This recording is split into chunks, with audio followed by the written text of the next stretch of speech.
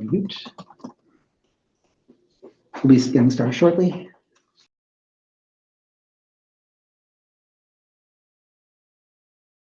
The time is now 7 p.m. I'm going to call this meeting to order. Let's start with a roll call.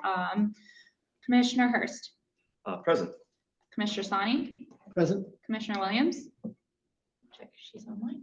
I did not see her online. Okay. Commissioner Galvin. Here. Commissioner Anderson is present. Commissioner Bishop Henchman. Here. Commissioner Pinckney. Present. Excellent. Next order of business is approval of the agenda. Wanted to turn to the commissioners to see if there are any items.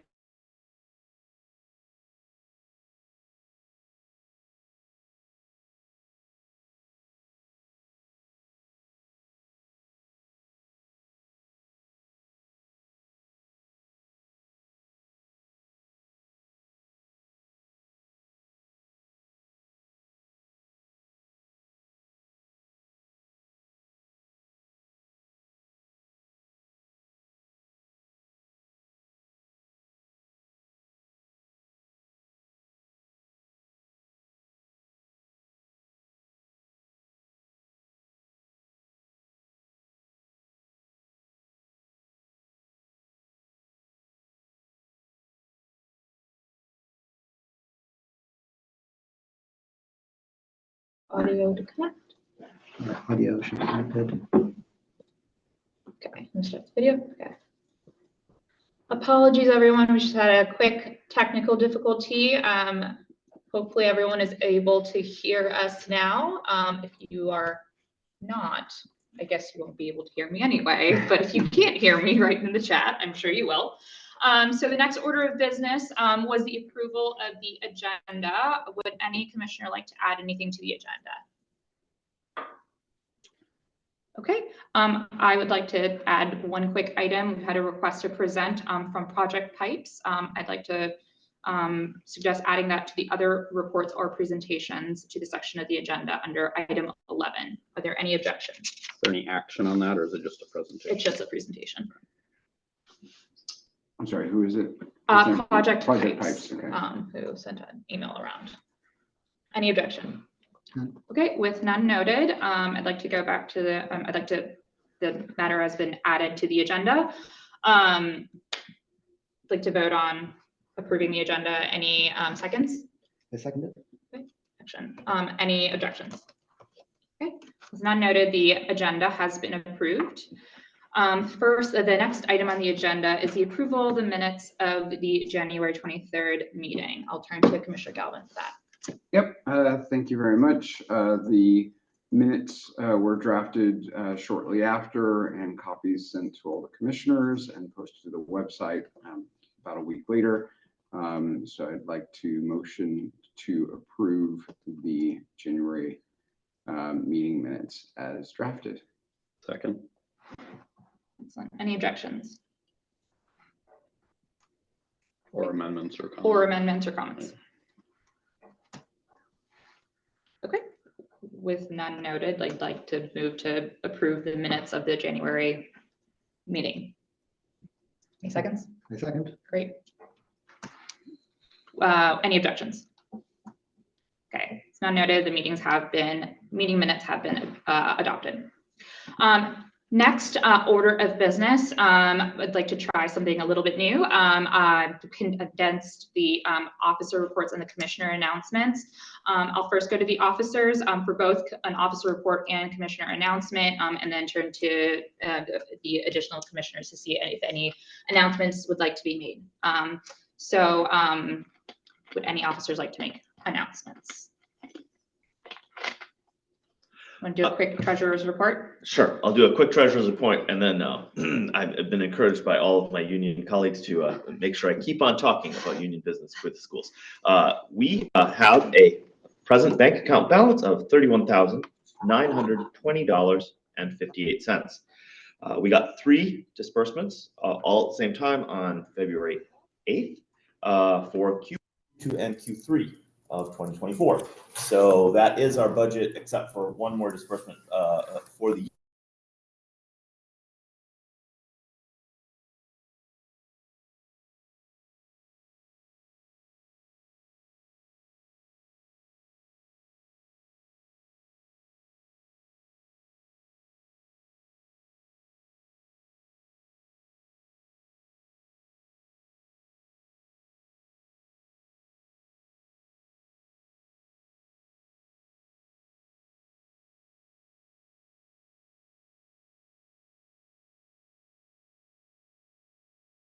to try to push for progress on a contract for our city's teachers.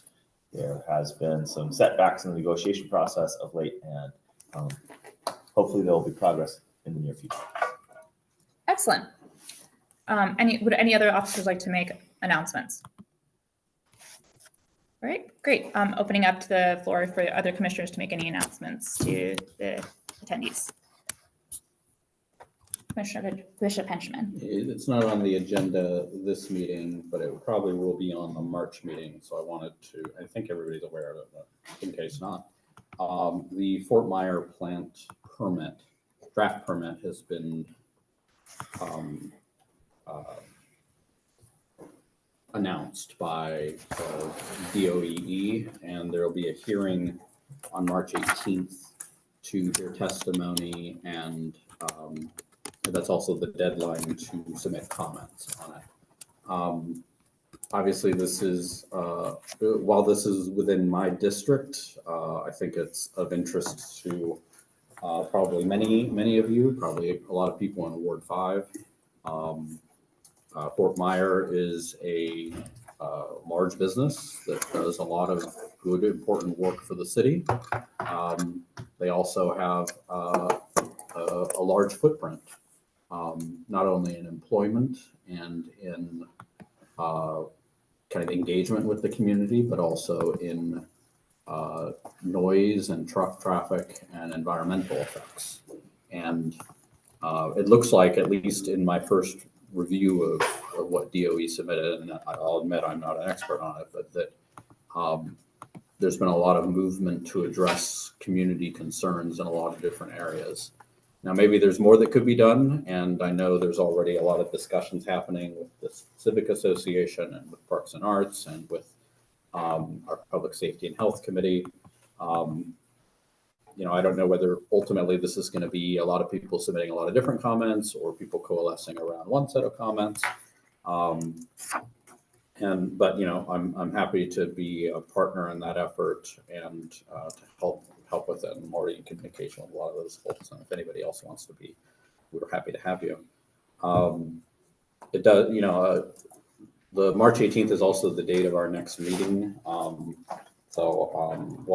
have to find out whether like that's like a hearing that they're holding that maybe I want to be at, in which case I might miss this meeting, or if like, you know, if it's not really, you know, a place to give testimony, and, you know, I could just watch the video afterwards. But I did want to alert everybody to that.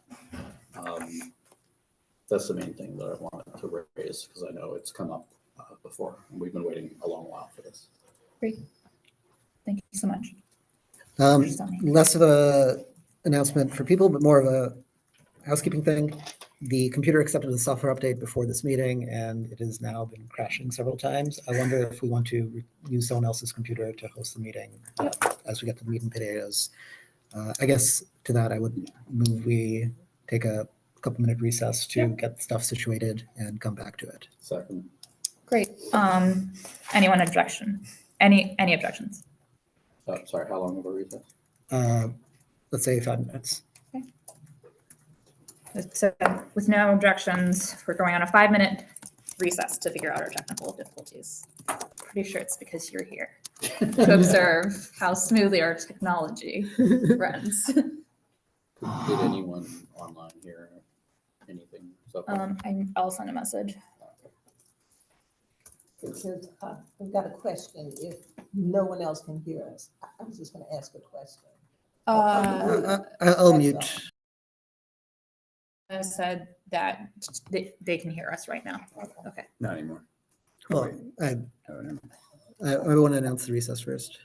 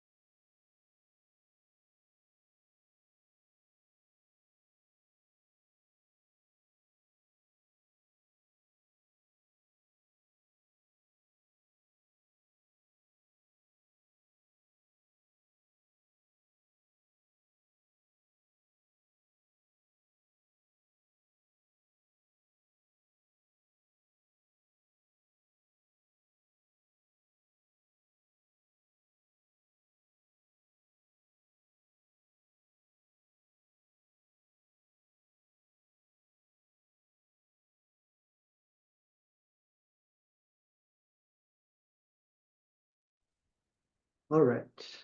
All right, thank you so much, everyone, for your patience. We are now back. Please continue to let us know if there are any technical difficulties, but hopefully, knock on wood, we are good to go moving forward. We were in the middle of commissioner announcements, so I'll open it up again to any commissioners who would like to address the meeting. Commissioner Galvin. Yeah, I'll mention, so I know last month we had voted on some resolutions supporting some current public safety legislation, specifically portions of the Secure DC bill.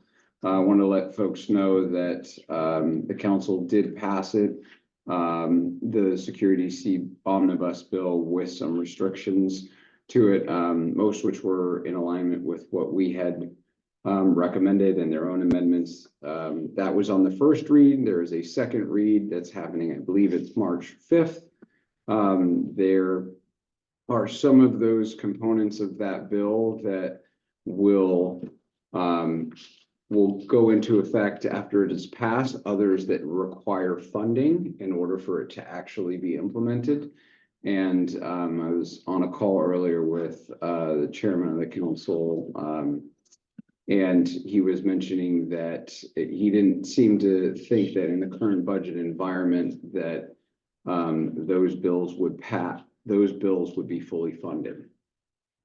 So the onus is on community members and commissioners to continue to press the council to actually fund the changes that we hope to see in the community. So just wanted to kind of give people an update on that and appreciate everyone's collaboration in the last meeting that we had. The same goes for the STEER Act.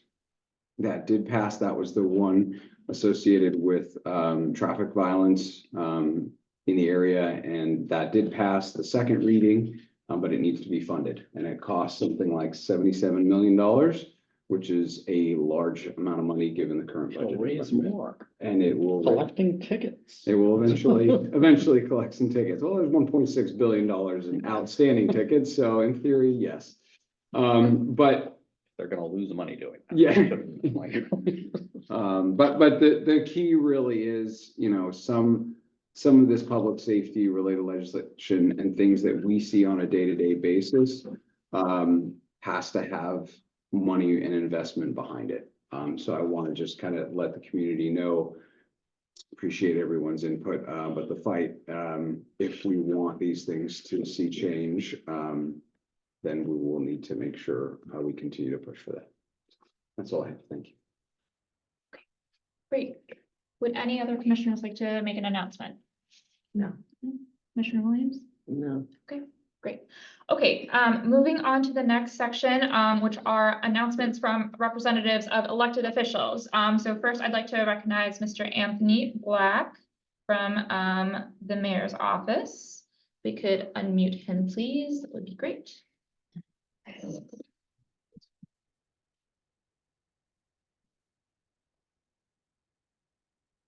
Unmute. Right. Should have received a request to unmute yourself. Good evening, ANC 5F. It's always a pleasure to be in attendance. My name is Anthony Black, your Ward 5 liaison for the mayor's office. Just a few quick updates. The Youth Health Summit will be held Friday, February 23rd from 10 a.m. to 3 p.m. for children ages 13 to 18. And Martin Luther King Library, and the Health Summit is just centered around staying healthy, being healthy, things of that nature. The Mayor's 2024 Budget Engagement Forum, the closest one in Ward 5, will be held at Brooklyn Middle School, Wednesday, February 28th. Residents can join to share values, priorities, and ideas as the FY25 budget is developed. Just another quick update. You know, our ward days are Tuesdays and Fridays from 10 a.m. to 5 p.m. So if there's anything within the ward or any issues and concerns that you may need me to address, please feel free to reach out. I can drop my information in the chat. But that's it for updates. I'm open for questions. Just quickly, Mr. Black, what time is the budget forum on the 20th? Let me see. The budget forum starts at. Give me 1 second. I'm sorry. I think it's 5:30 according to the. 5:30. Yep. 5:30. At Brooklyn Middle School? Yes, that's at Brooklyn Middle School. Yes. Great. Do any commissioners have any questions for Mr. Black? I have a thank you. We've got, Nice. I'll put a question mark at the end of it though, if you want. Mr. Black, did you know that on the Florida Avenue underpass under the MBT, we have bright, new, safe overhead lighting? And Yes, I think that you had something to do with that, so thank you.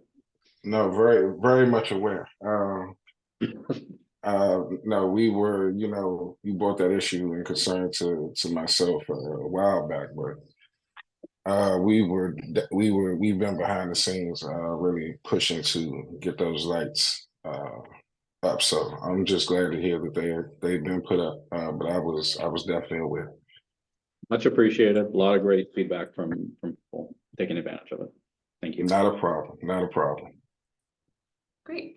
I'll turn to if anyone from the community would like to ask Mr. Black a question. If you are joining us online, please feel free to use the raise hand feature and we'll recognize you. Okay. I am not seeing any hands. I'll give it another minute. Okay, well, thank you so much, Mr. Black. We will move on to the next section of the agenda, which is Mr. Sam Bonner from Councilmember Parker's office. Let's go ahead and unmute him. Okay. Hey, everyone. I can't start my video. Just give us one moment. Okay.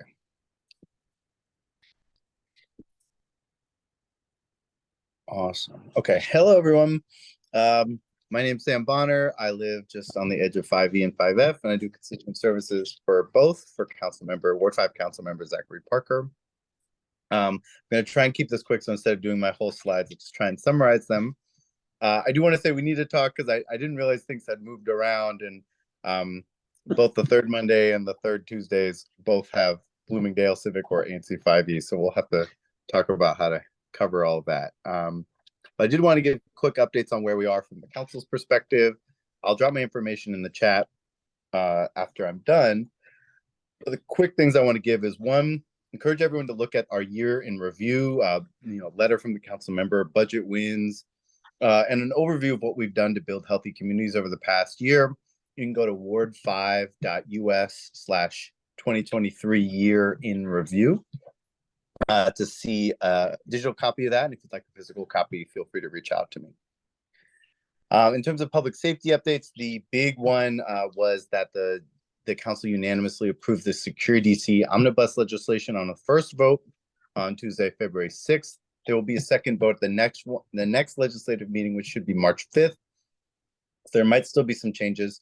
A number of amendments passed that took out a lot of the concerns that Councilmember Parker had, and he voted in favor of all of them. It's a large bill, and it combines a dozen different public safety legislation, including a number that he was proud to introduce to improve operations at the 911 call center, expand resources for violence interruption and behavioral health, as well as a variety of other things. And I think it's been a lot of loud calls, especially from and including from 5F. So happy to say that the first vote has been passed.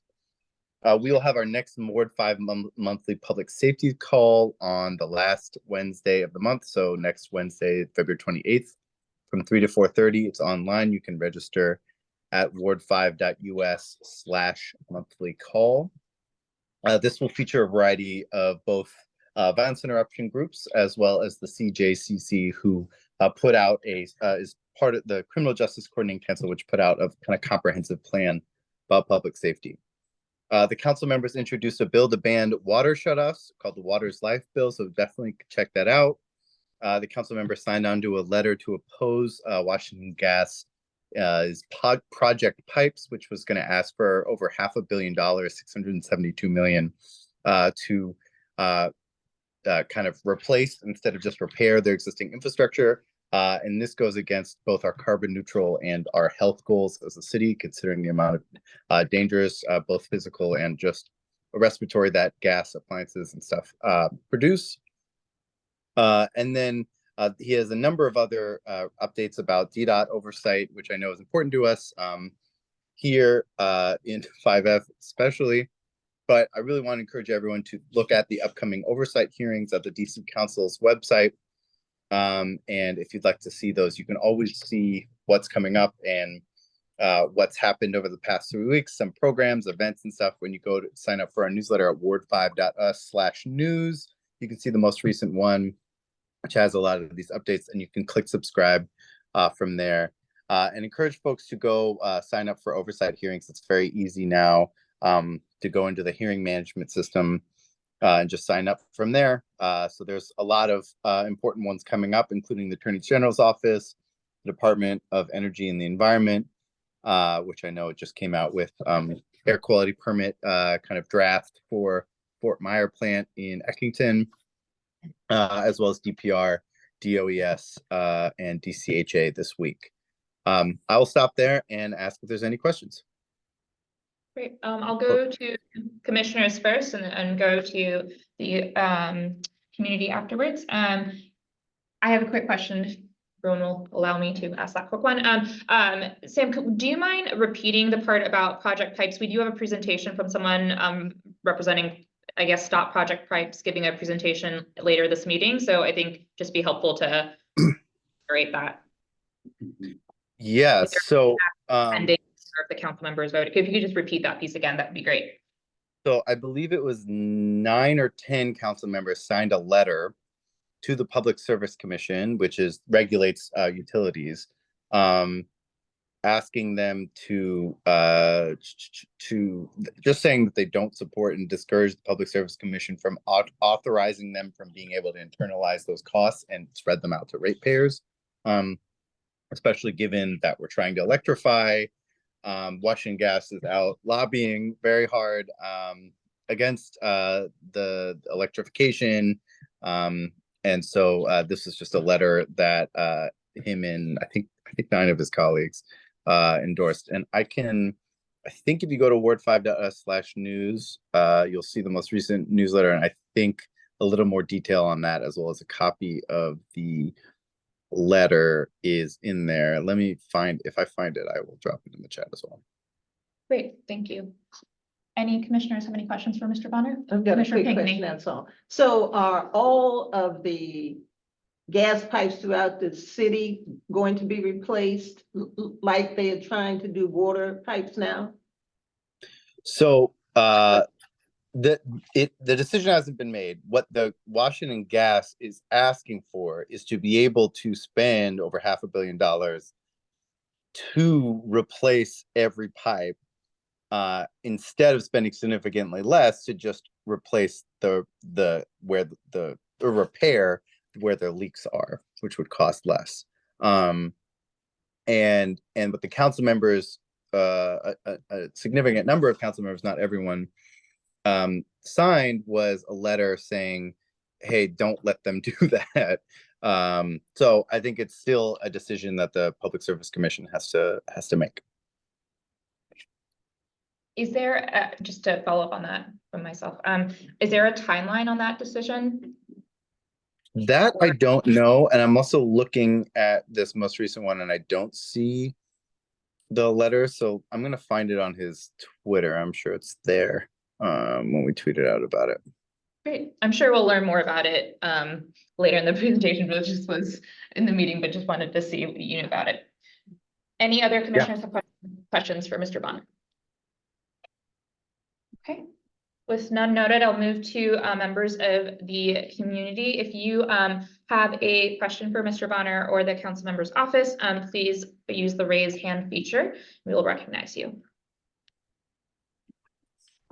If you don't feel comfortable speaking in public, that's understandable. Please feel free to use the chat feature. You let Ken know we have a chat feature. Oh, just to us, just to us. You're empowered. Okay, with none noted, I will move on to the next part of the agenda. Thank you so much, Mr. Bonner. Yeah, absolutely. I will say, I'm going to try and find this. Okay, I found it. I'm going to drop the link in the chat. And then I do have to hop to the ANC 5E, which is at the same time right now. So please let me know any Just this month only because of the holiday. Yeah, yesterday. we'll Sorry. chat later about the schedules, but thank you so much for joining on short order and enjoy spending time with 5E. Say hi to them for us. And I just dropped Councilmember Allen's tweet that Councilmember Parker retweeted. So it has the letter in it. Perfect. Thank you so much. Thank you all. Cheers. Cheers. Okay, we'll move on to the next part of our agenda, which is public comment. Members of the public are invited to speak and address the commission with 2 minutes allotted per speaker. If you would like to speak and are joining us online, please use the raise hand feature and we will recognize you. Or if you are in person, please feel free to physically raise your hand.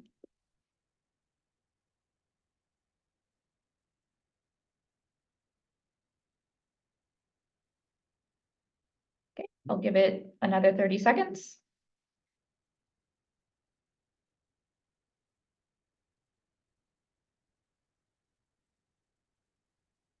Okay. I see that we all want to run an efficient meeting today. Okay, thank you so much.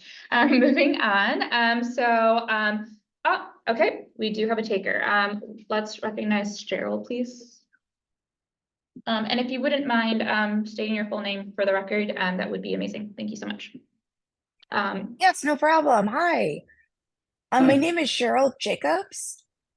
I'm a resident of the Bryant Street development, and I'm also a full-time wheelchair user.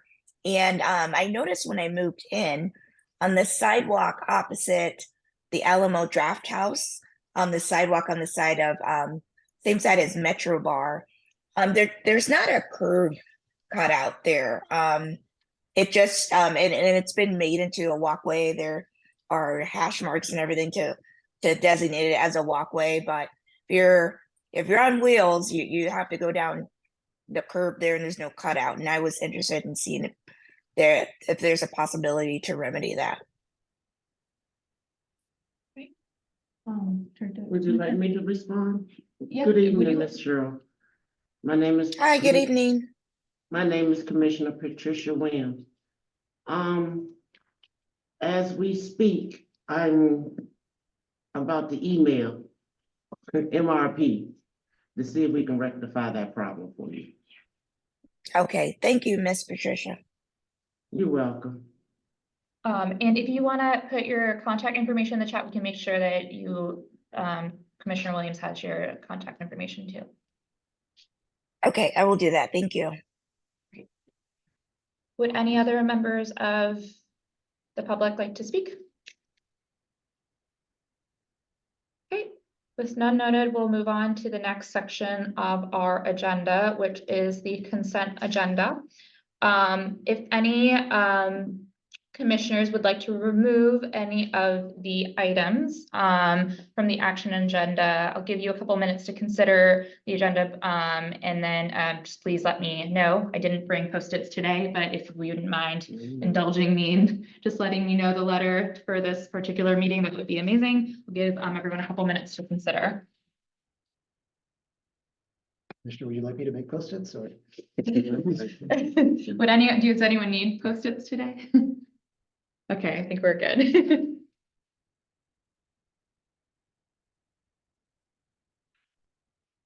Okay, would any commissioner like to remove any of the agenda items from the consent agenda? If any commissioner would like more time, please let me know. Quick question, point of Yes, order. absolutely. We had, on item 7, we had presentations relating to agenda items, but we did not have any, correct? Yes, we did not have any. Thank you. I moved on ahead. Okay. Would any commissioner like to remove any item from the consent agenda? With none noted, I will move forward on voting on the consent agenda. We'll do this by a roll call vote. And I will start with Commissioner Hurst. Aye. Commissioner Hurst votes aye. Commissioner Sani? Aye. Commissioner Sani votes aye. Commissioner Williams? No. So how are we voting? That's a question. If you have a point of order, if you. I was asking, have we been sworn in as officers yet? And how are we voting if we haven't? Oh, I apologize. We can go back and ask. Well, we were sworn in as commissioners. We're We have to sworn be as commissioners to well, be sworn To in. be, to To be vote. chairperson, vice and all that, have we been sworn in? I'm gonna ask a point of Okay, order down to here. the Office of ANCs. Do we need to be sworn in as officers after the election for the meeting to proceed?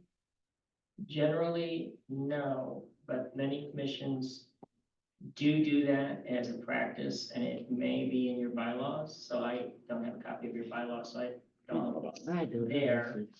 But essentially, it's an election, so once the commission has voted, as you vote on any measure, once the vote is taken, the vote carries. Sure. But some commissions do swear in their officers. No, I'm just wondering when did that law, when did they change that rule? Yeah, Because we've been every year under, I'm not sure if it was changed under your guidance, It's not, but every year it's not we've had it's it. not in the ANC law. But as I said, many commissions have been doing it as a practice for many years, and some commissions are still doing it. There's nothing wrong with being sworn in as an officer. It's not improper, but it's not required according to the DC code. I'm just looking at our bylaws. I don't think that was one that we had written in. I'd be happy to take a quick recess if we'd like, but I think if it doesn't hinder the proceedings, I'd propose moving Madam Chair, forward. if I could, it's 1.2, which is commissioners have to be sworn in at the start of the term, and I think it matches the language in the statute. And I think we were all sworn in, in January of 2023. There's nothing about officers needing to be sworn in. Okay, In fact, it says they take office immediately at the end of the meeting where they were elected. okay. With that noted, I will move forward on our meeting.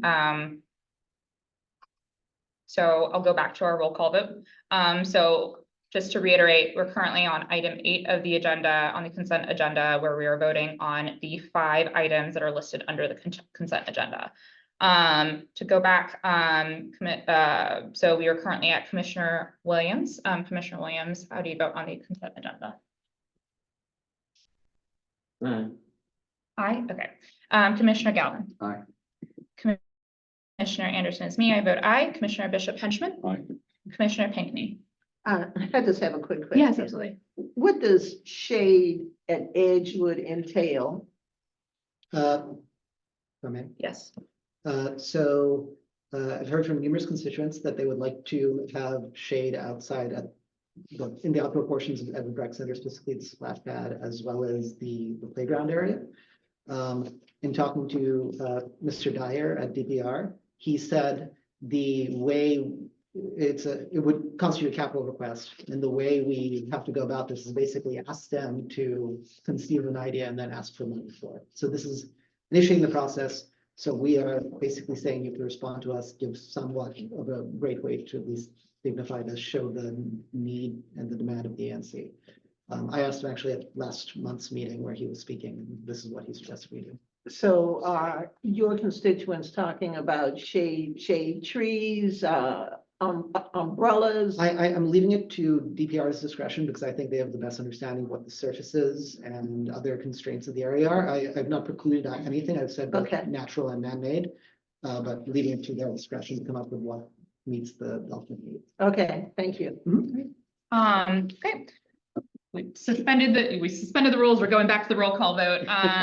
Happy to, if there's a motion to take that item off to discuss it further, happy to go there, but we're currently in the middle of the roll call vote on the consent agenda. Commissioner Pinckney was your turn? Aye. Okay, excellent. So all the items on the consent agenda, well, sorry, the vote of 7 to 0 to 0, the consent agenda passes. Okay, moving on to the next item. So we have one item listed on the action agenda, which is BZA case 21080. Could we please recognize Ms. Mona Alia? Madam Chair, sorry, before we Yes. recognize, What is the action? was something circulated on this? So there I might have was, missed it if it was. so there is a presentation that is linked in the agenda. I apologize. Okay. For moving forward, I'll kind of separate out the various items. But there's a presentation that is linked in the agenda. For those of us joining online, we can recognize Ms. Alia to share the presentation, or if those who would like to follow along, it's linked in the presentation. Sorry, further question. And then you started answering this Yes. question, but what is the proposed, is there a proposed action item and has that been circulated? The action has not been circulated. I guess it's I a suppose I should have question. asked these questions Yeah. before we approved the agenda and Yes. added it to the agenda. Yes. So that's on me, but Okay. all right. This is a point of order to our I know, I'm just asking. I will hear the presentation. Great, and excellent. then We'll figure out the action afterwards. Great, excellent. Ms. Alia, you're recognized. Yes, hi, thank you so much. I'm trying to add the video, but it's not allowing me. So would you like me to proceed without video? You should have permissions now if you would like to try that again. Okay, let's try that. Okay. We can see you now. Okay, excellent. Great. You have, you're recognized. If you'd like to proceed. Okay, excellent. Let me here. Maybe it's better. Sure.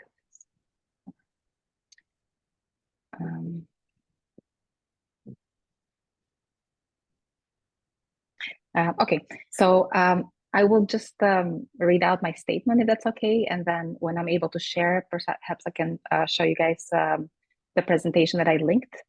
If that's okay, it only takes about 5 minutes.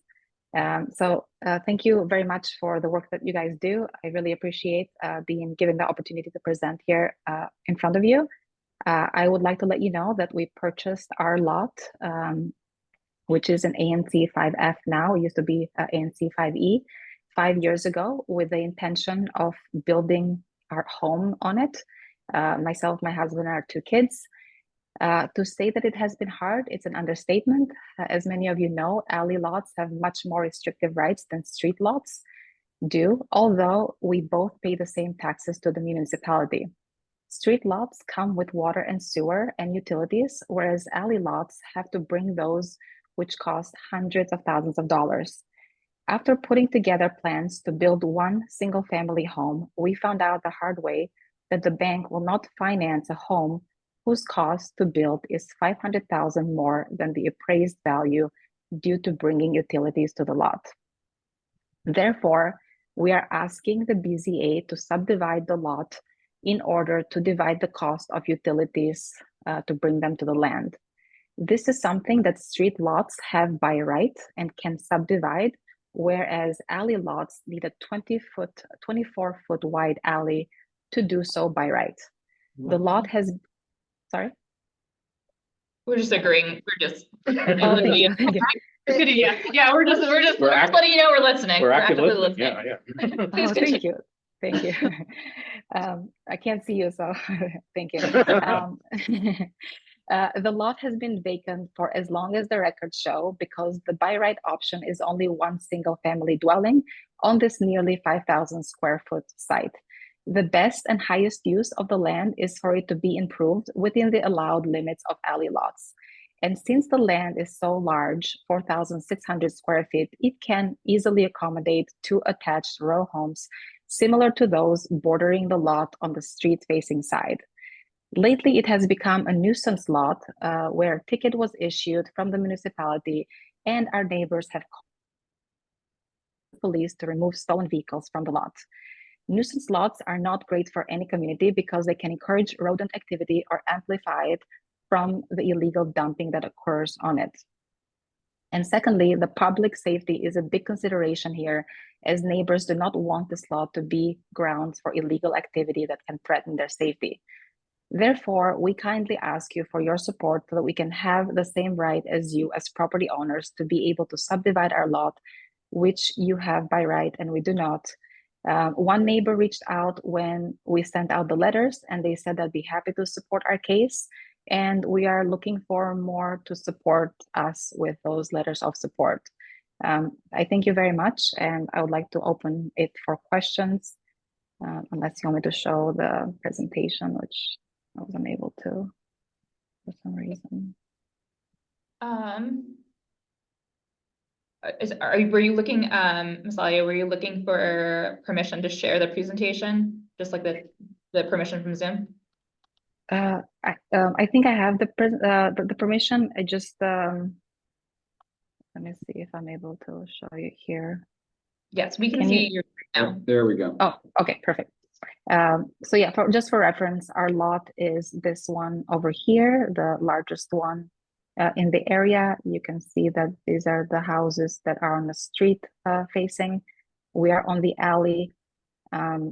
What you should know is that the DDOT over here took part of our land and widened this part of the alley and made it 24 feet wide around here.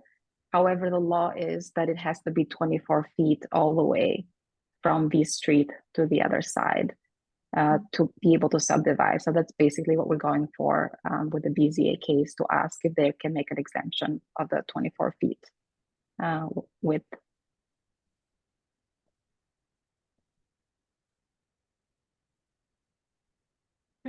Questions? Just wanted to check, Ms. Ali, are you open to questions now, or did you want to? Yes, please. Yeah. I don't want to go too long because I know we only have 10 minutes, so I can go forever and discuss all the different slides, but I think maybe I gave the gist of it. Great. I think, yes, questions would be helpful. Before I recognize you, Ms. Pinckney, Commissioner Pinckney, I just wanted to mention that the hearing for this matter is taking place on March 27th. So just wanted to circulate that information. The only question I have is, are you still going to build only one house on this lot, or are you going to build 2? Great question. It's not feasible to build one. We have tried with my husband and looked at different ways of how we could pull this off. But as I mentioned in the beginning, we are not able to get a loan to justify the cost of the utilities to bring to the land for just one single family home. The bank just won't give you that type of loan because the cost of the house would be around 1.4 million. Actually, let me show you this. So if we were to just build one single family home, it could get very expensive in terms of the development cost, including utilities. And the typical home value in the area where our lot is, it's around 644,000, maybe 700,000. So it really is impossible to just build one building. Now, just so you know, because the lot is 4,600 square feet, the by right option is that you can build something of up to 80% of the surface. So 80% of 4,600 and 2 stories could be almost like a 6,500, 7,000 square feet house, which makes no sense, and there is no market for it. And we wouldn't want something so large when you compare it to the neighboring square footage houses. So the ask is to subdivide it, therefore to build 2 row houses that are similar to our neighbors.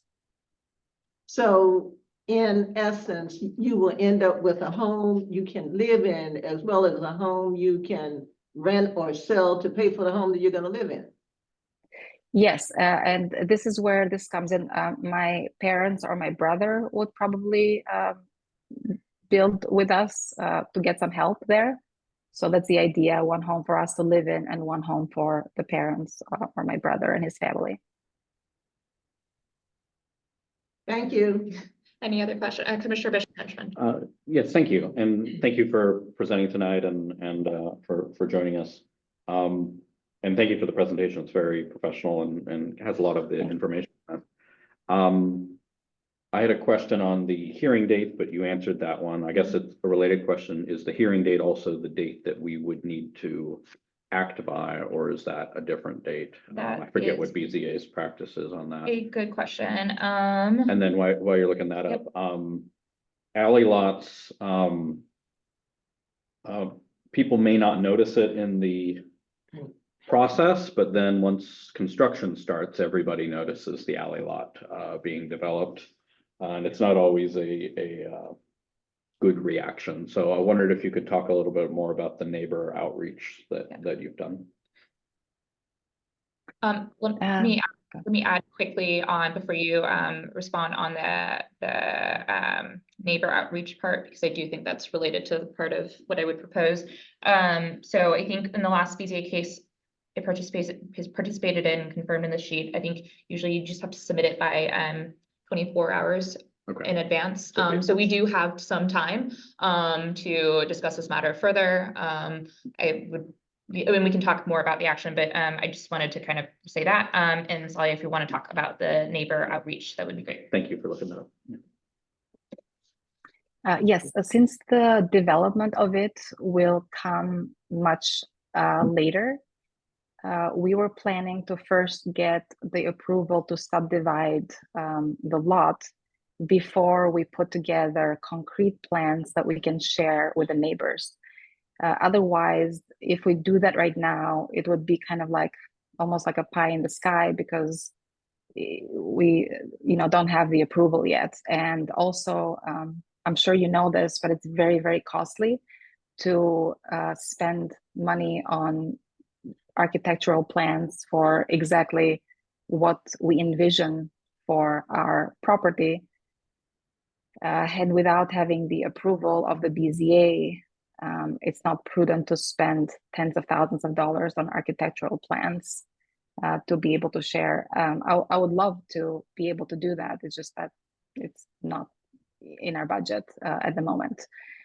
So the idea is that we've had this lot for 5 years. We've tried to do something and build our home in it. It's just been a little bit difficult, to say the least. The by right options.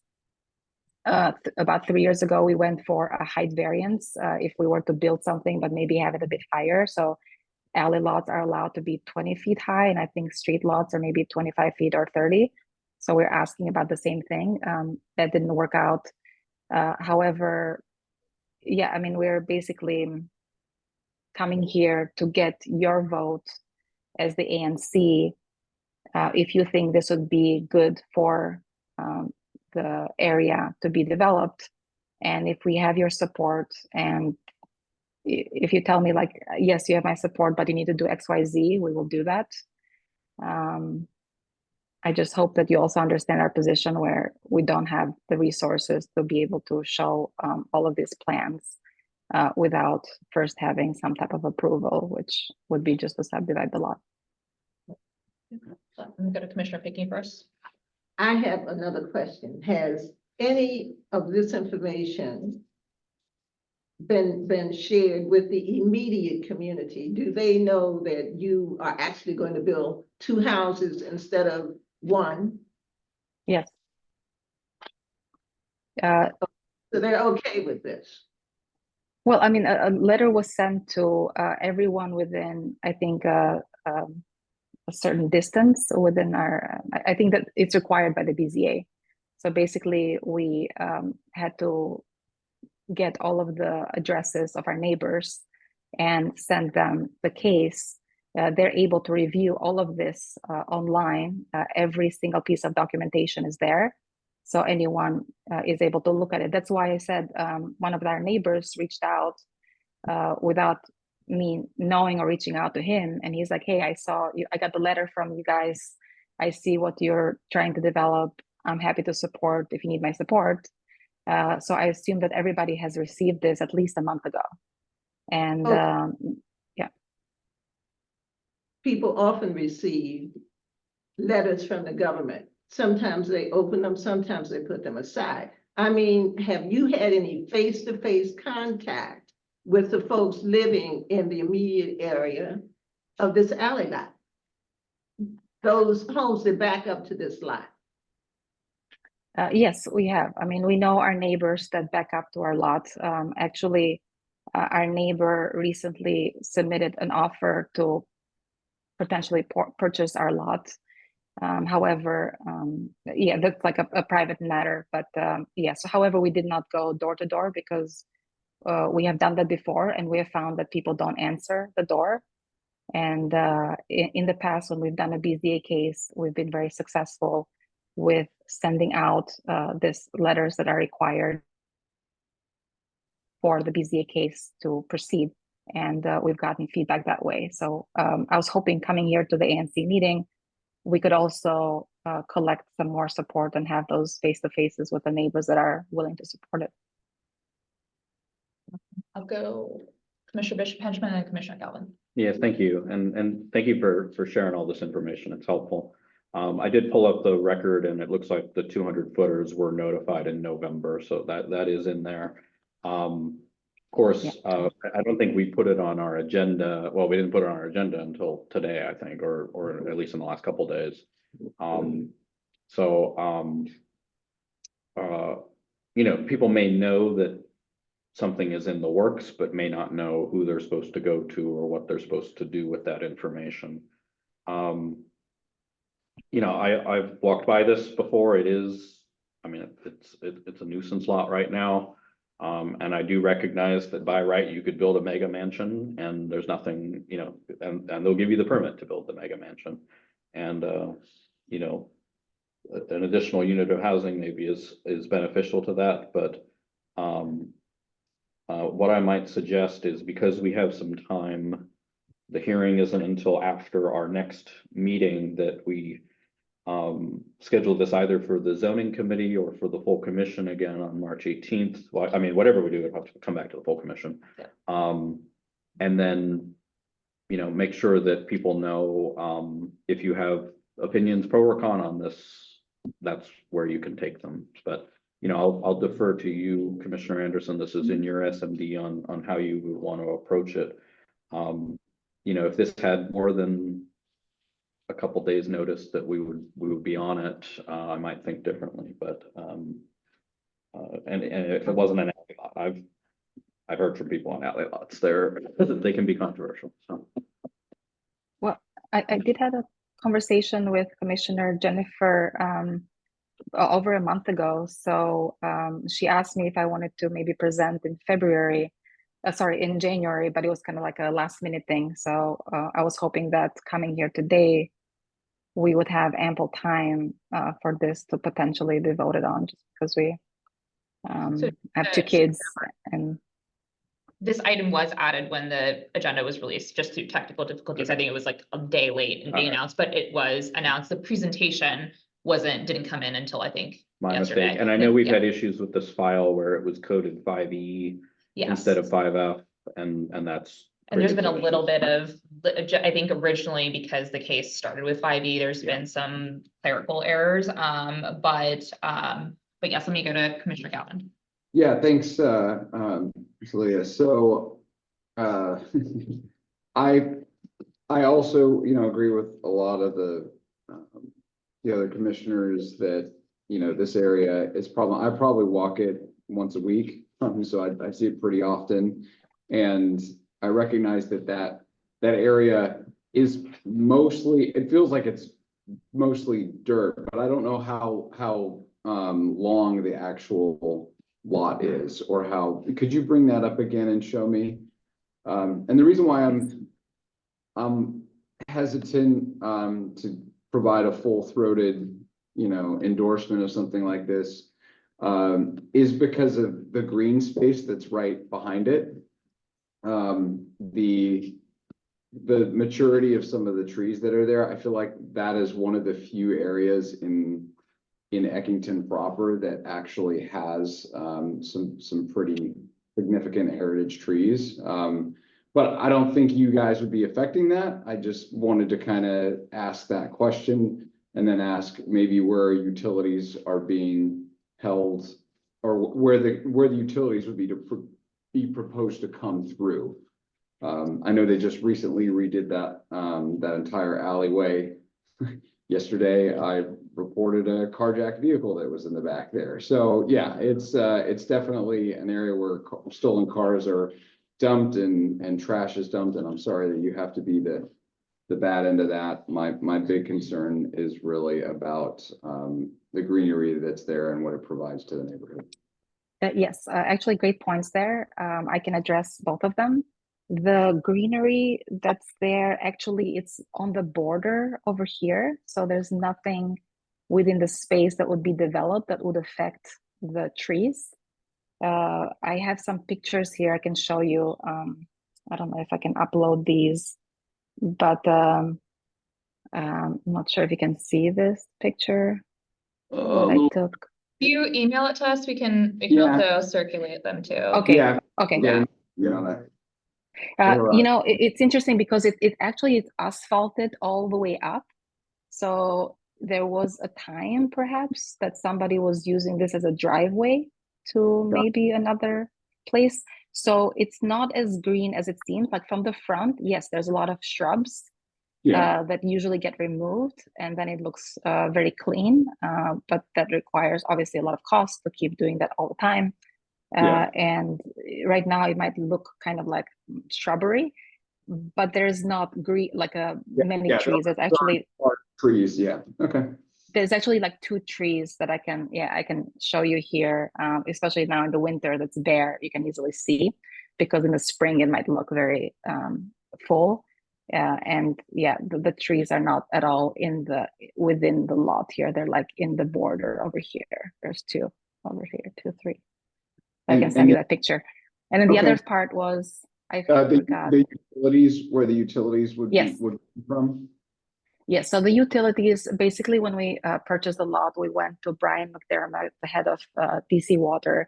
We sat down with them and we're like, we purchased this thing thinking that it would be easy to get water and sewer. And, he sits down with us, shows us the maps, and he's like, look, you can either get it from the neighbors over here, which it's going to be really hard. And they didn't agree. You could get it from 3rd Street and come over here, which would be the shortest way for you and also less expensive. We went to contact the neighbors that live here. It's an apartment building. There might be 8 owners there. We offered them an amount to be able to do that. And they're like, yeah, sorry, I don't think we want to do this right now. So our only option is V Street, which is over 200 feet away. And it's, this is where it gets really expensive, because Brian said that you might have to loop the water system around, and that costs quite a bit of money. So I don't know, if you put yourself in our shoes, we're like in a tough spot where we purchased this land. We pay a lot of taxes. The assessment is $300,000.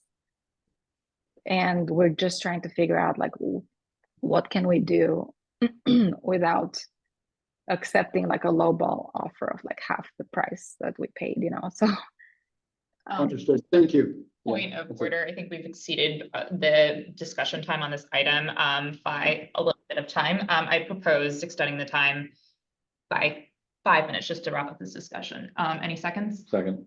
Any objections? Great.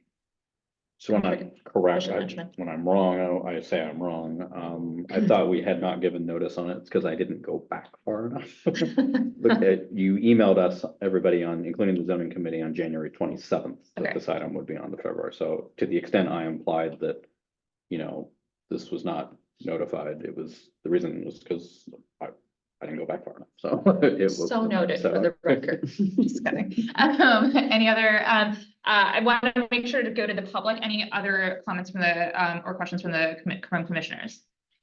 I have an alley lot in my alley, a huge alley lot. Okay. And to just give you an example of what developers can do on a lot. This particular developer can build by right 11 to 13 single-family homes, which I've finally got the community to see that it's better to do single-family homes than apartments, one large apartment. Okay, so after years of bickering with this guy back and forth about this alley lot, hey, it's his lot, he can do what he wants to do with it, except we don't want apartments. So it turns out that, and you've either already seen it or it's coming your way, that these homes that can be 20 feet high, they will be 3 levels. So the houses, so you will see what looks like 11 to 13 single-family homes, but they won't be. They will be separate apartments. So, you know, we were pulled into this, and it's just amazing how things can be turned around. So that's what we got instead of single-family homes. It's apartments, 26 apartments coming to our backyard. So. Is that this application, or you're talking about a different application? I think. Mine. Oh, okay. Yeah. But the developer came to us and he talked about his project. That's what I'm saying. Just giving your thoughts on. And it'll probably be sold as soon as he gets all the approvals for everything. I have a question for you, if that's all right.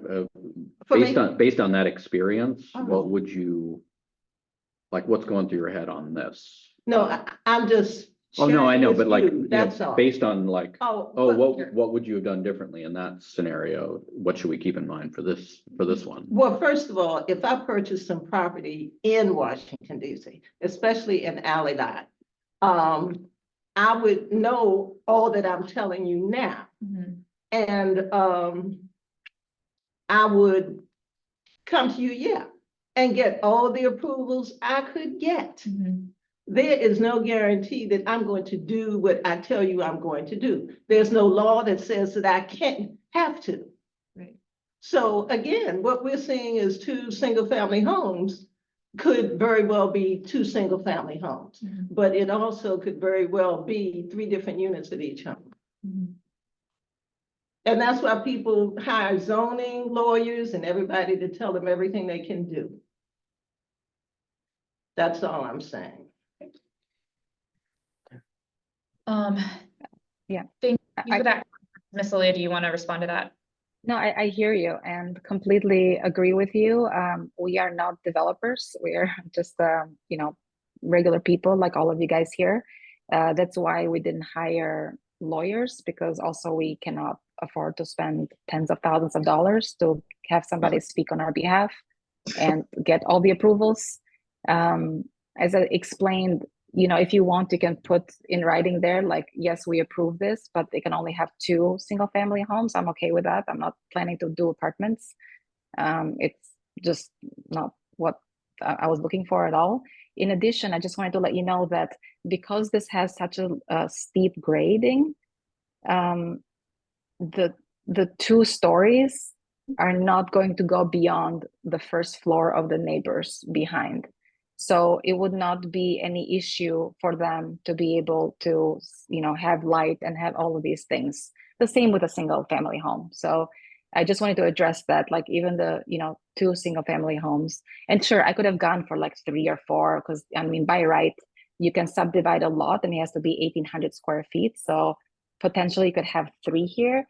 But for me, I'm not looking to become greedy and try to get as many apartments or single family homes here. I just wanted to do 2 because that's our plan. That's what my, you know, if my parents can help or my brother would like to go on it, yeah, not looking to do apartments here, but I hear your concern and I can validate that. I would like to propose adding 5 additional minutes to this. Recognize we haven't gone to members of the public yet. So any seconds on?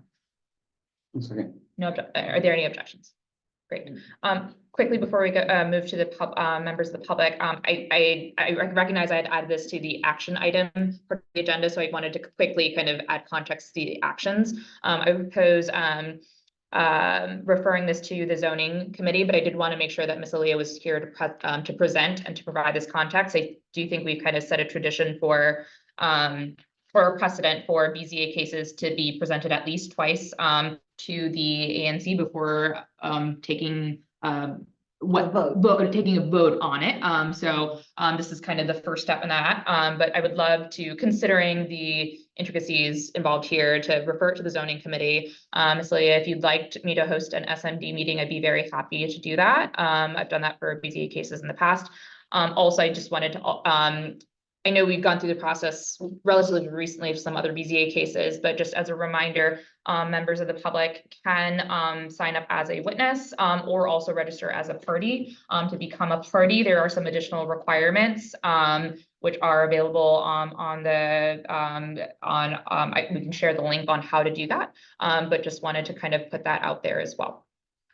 With that said, I would love to turn to members of the public. If you would like to speak about this, and you are online, please use the raise a hand feature. If you're here with us in person, please feel free to raise your physical hand. We'll give everyone a couple of minutes.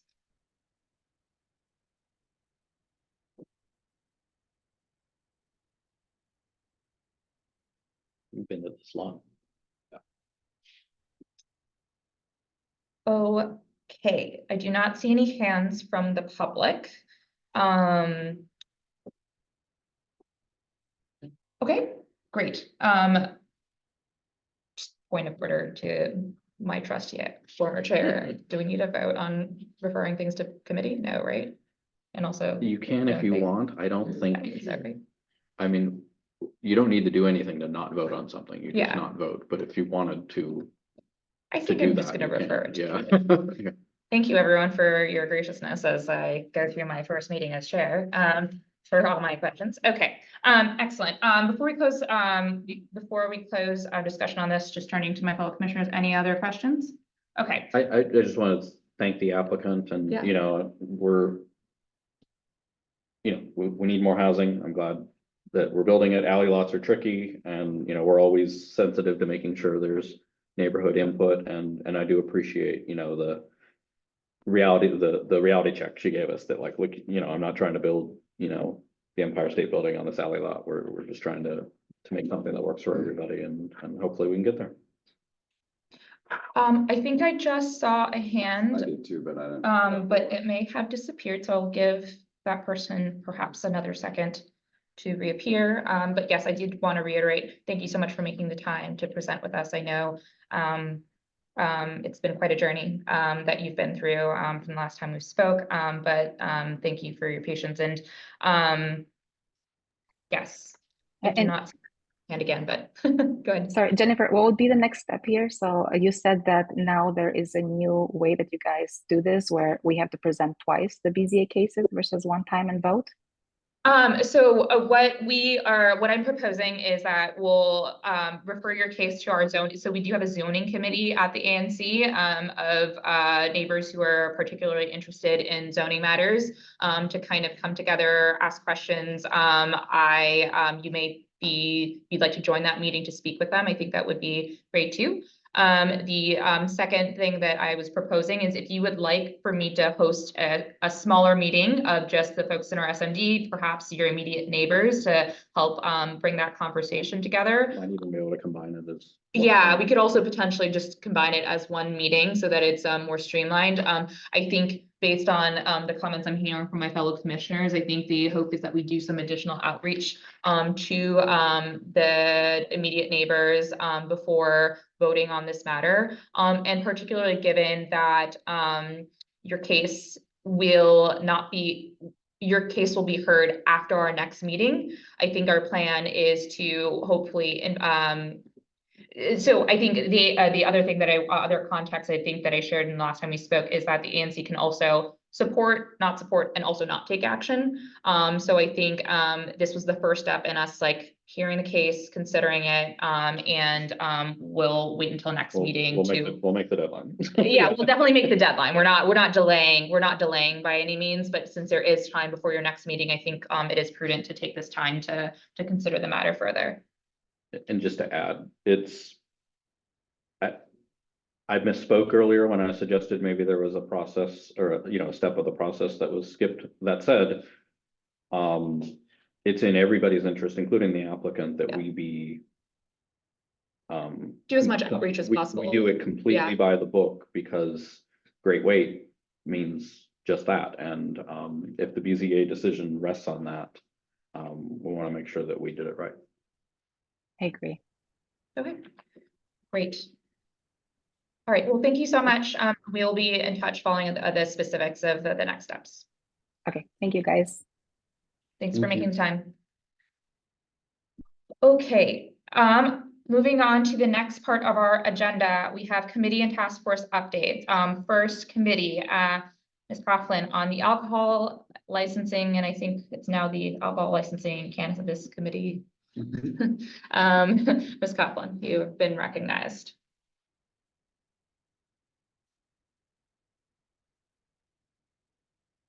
If you are speaking, we can't hear you yet.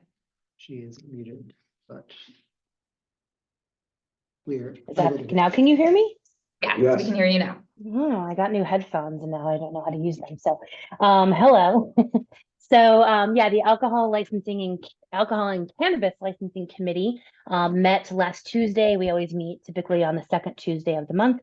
The only new application we had was for a Korean barbecue establishment going into the ground floor retail space directly on the east side of the Alamo Cinnamon Draft House building. It's called Chatall. It is basically just a Class C liquor license for a restaurant. As per all of the things that we've been discussing since we formed, we suggest a settlement agreement, but I think they might also fall under a larger blanket agreement with the Bryant Street Market Development Area. So we defer to Commissioner Williams if she wants to do anything with them. They're probably not going to open for a couple of months, but they just were applying early.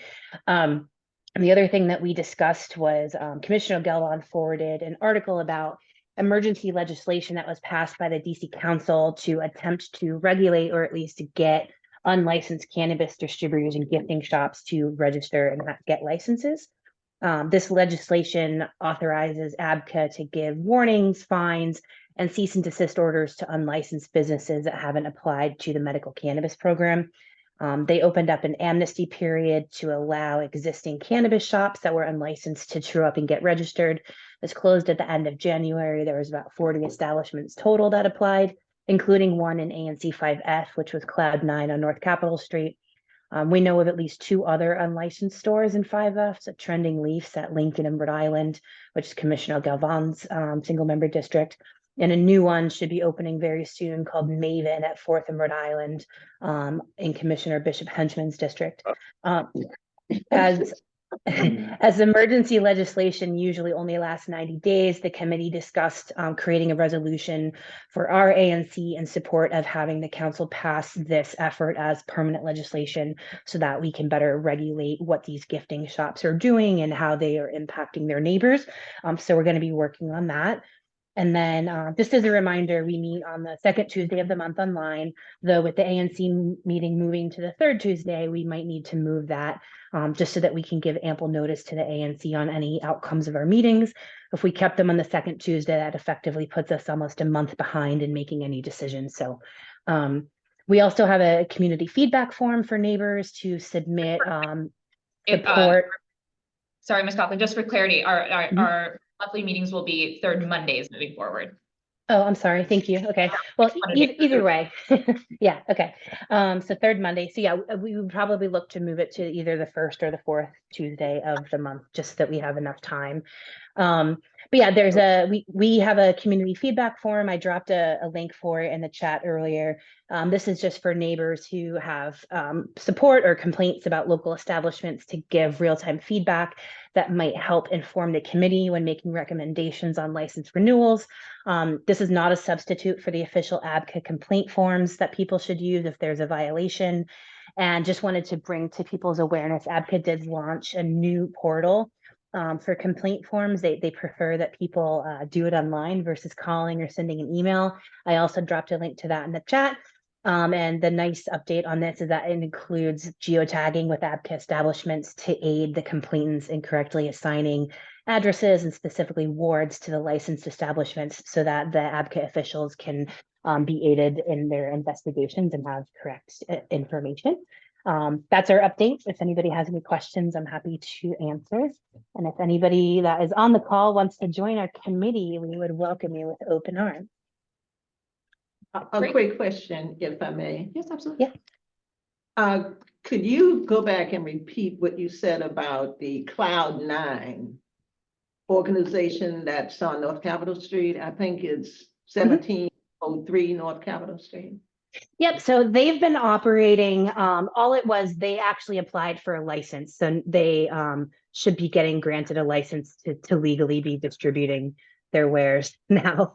They've been in play for a little bit of time and they just didn't have a license. So they did take advantage of the opportunity to get licensed through ABCA. So for the public, they were illegally doing this and now they have applied and are going to receive a license to do it legally.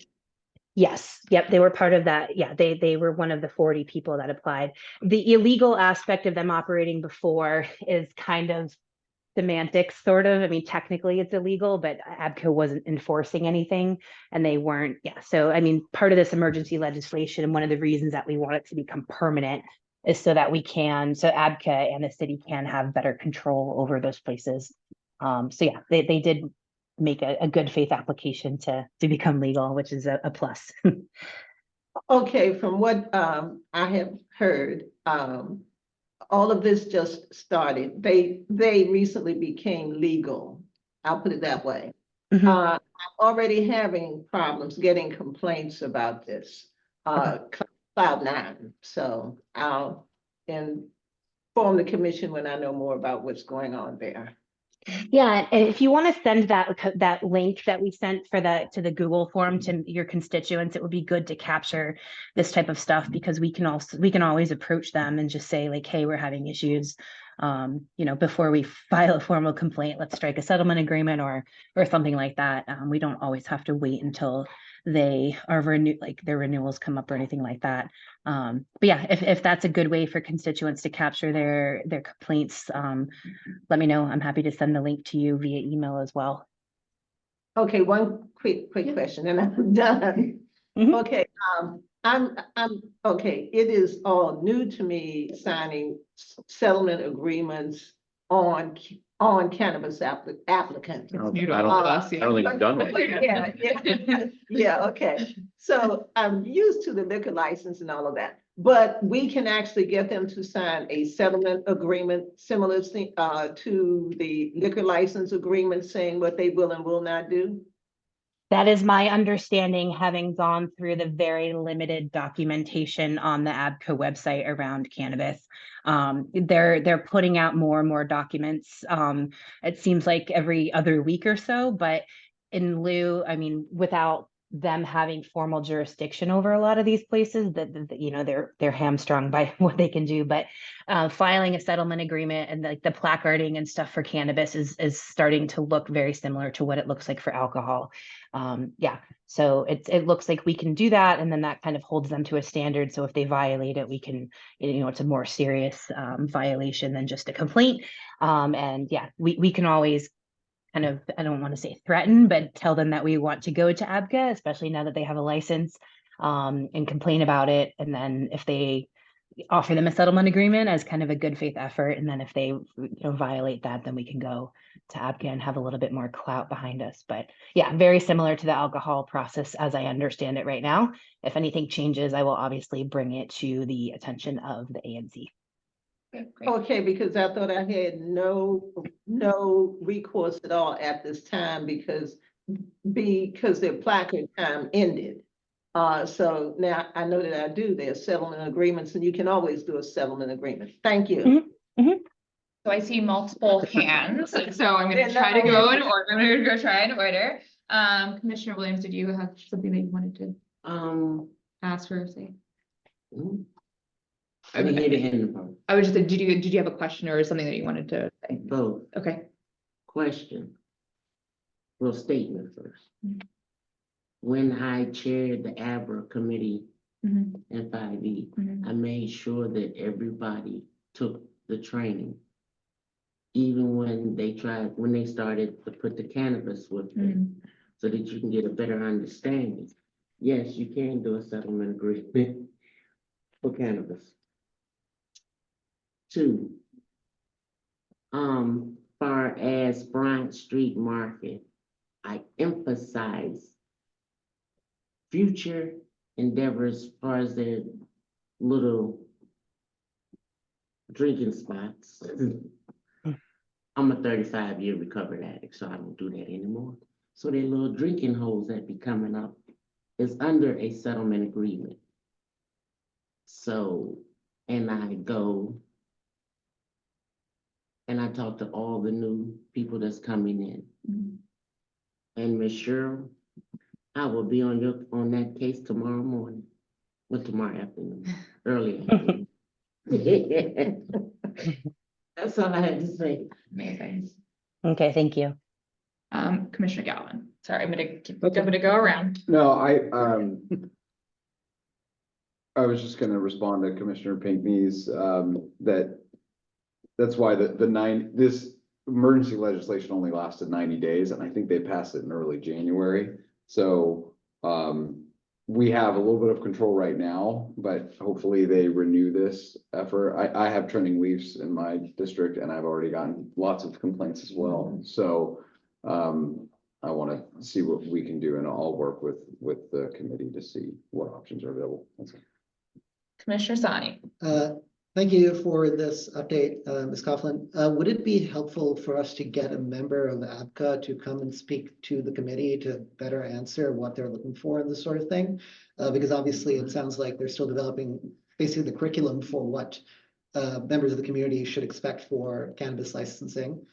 So I think it'd be great for us to step out in front of it and try and be like I don't want to say test case, but be maybe in the front line of ANCs trying to engage with these people doing business in our communities. So if that is something to be helpful, I think many of us commissioners would gladly throw a commissioner email address and getting ABCA out to one of your meetings. Yeah, I think it would be great from a committee perspective to help us craft stuff, and it might be great to have them come to an ANC meeting so that the community members that are not on the committee also know what they can do to make everything kind of copacetic around where they live. Yeah. Great. We can also just on quickly before you go to Commissioner Benjamin on that point. We can also check the training schedule. I know that they do community trainings, but also do trainings for commissioners, so we can double check on when that is happening. But fair point. Commissioner Benjamin. Thank you. I have the same question that I think all the previous commissioners have had about things in their districts. So I think you mentioned, what was it, Maven? Did I hear that right? Yes. In Rhode Island. I've looked, I don't see an ABCA notice. I did see the one on Cloud9, which I guess unfortunately is passed, but as Commissioner Pinckney rightly noted, you can do a settlement agreement at any time. For this one on 4th and Rhode Island, if they haven't noticed it yet, then it looks like it may still be in the future. So maybe, while you can do a settlement agreement at any time, maybe the commission maybe has a little bit more leverage if the protest headline hasn't passed. So I wanted to see if you had any more intel on that particular location. And then if it hasn't passed, I'd love to work with the committee to do maybe our first cannabis settlement agreement on that location. Yeah, so Maven, the only reason I know about it is because I can like see it from my window right now, and I didn't know what it was, so I Googled it. They are an online distribution, and this is going to be their first actual like brick and mortar storefront. So I mean, it looks really nice. Hopefully it doesn't have a lot of problems, but They haven't applied for anything, and the licensing opportunity that was open, it's not clear to me, and it's not documented if this is a new process that is open going forward the way that it is for an alcohol licensing thing, or if this was just a true amnesty program for existing retailers to get their licenses, which is another plus in the column for making this be permanent legislation.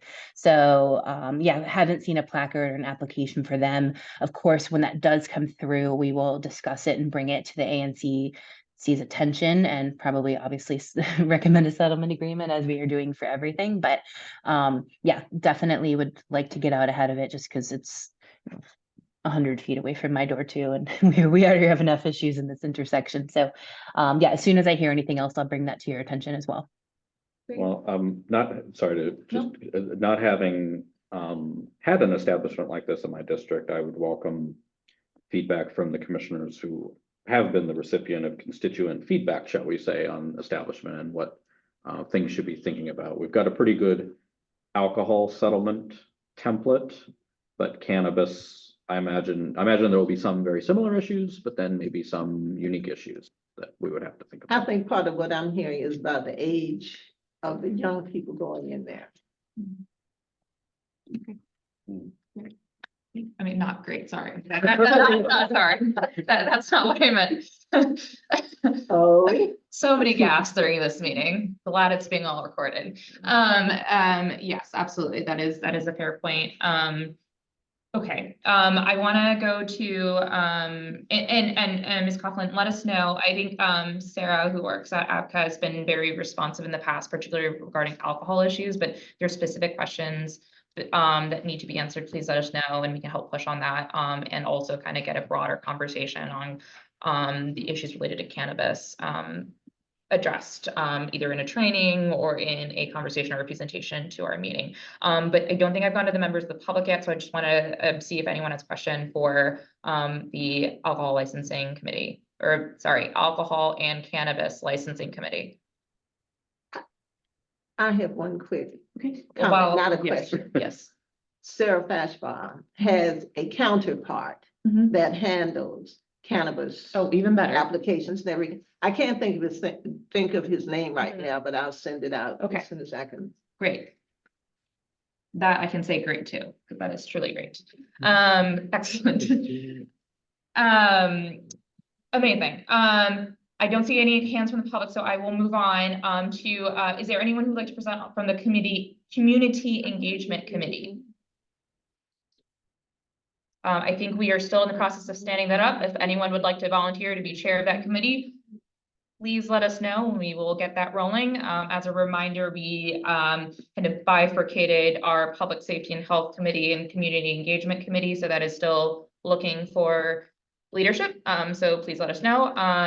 Moving on to Public Safety and Health Committee, Mr. Aaron Price was not able to join, but he did send a written update.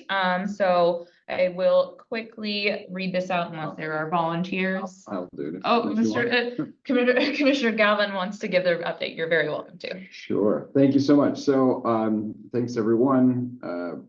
The first item on here is the next Public Safety and Health Committee meeting is this Thursday, February 22nd from 6 p.m. to 7:30 p.m. here in the Judd and Weiler and Eckington Community Room. There's also the option to join virtually. At the meeting, they will be discussing a report from the city about public safety, formulating a strategy for community engagement using our new public safety and health handout, which I also have here if anyone wants them. ANC 5F brochure, determining our next resolutions, prioritize and finalizing a DC statehood resolution, and reviewing city legislation. I will say that I did read, I'm going to ad lib here a little bit. Sure.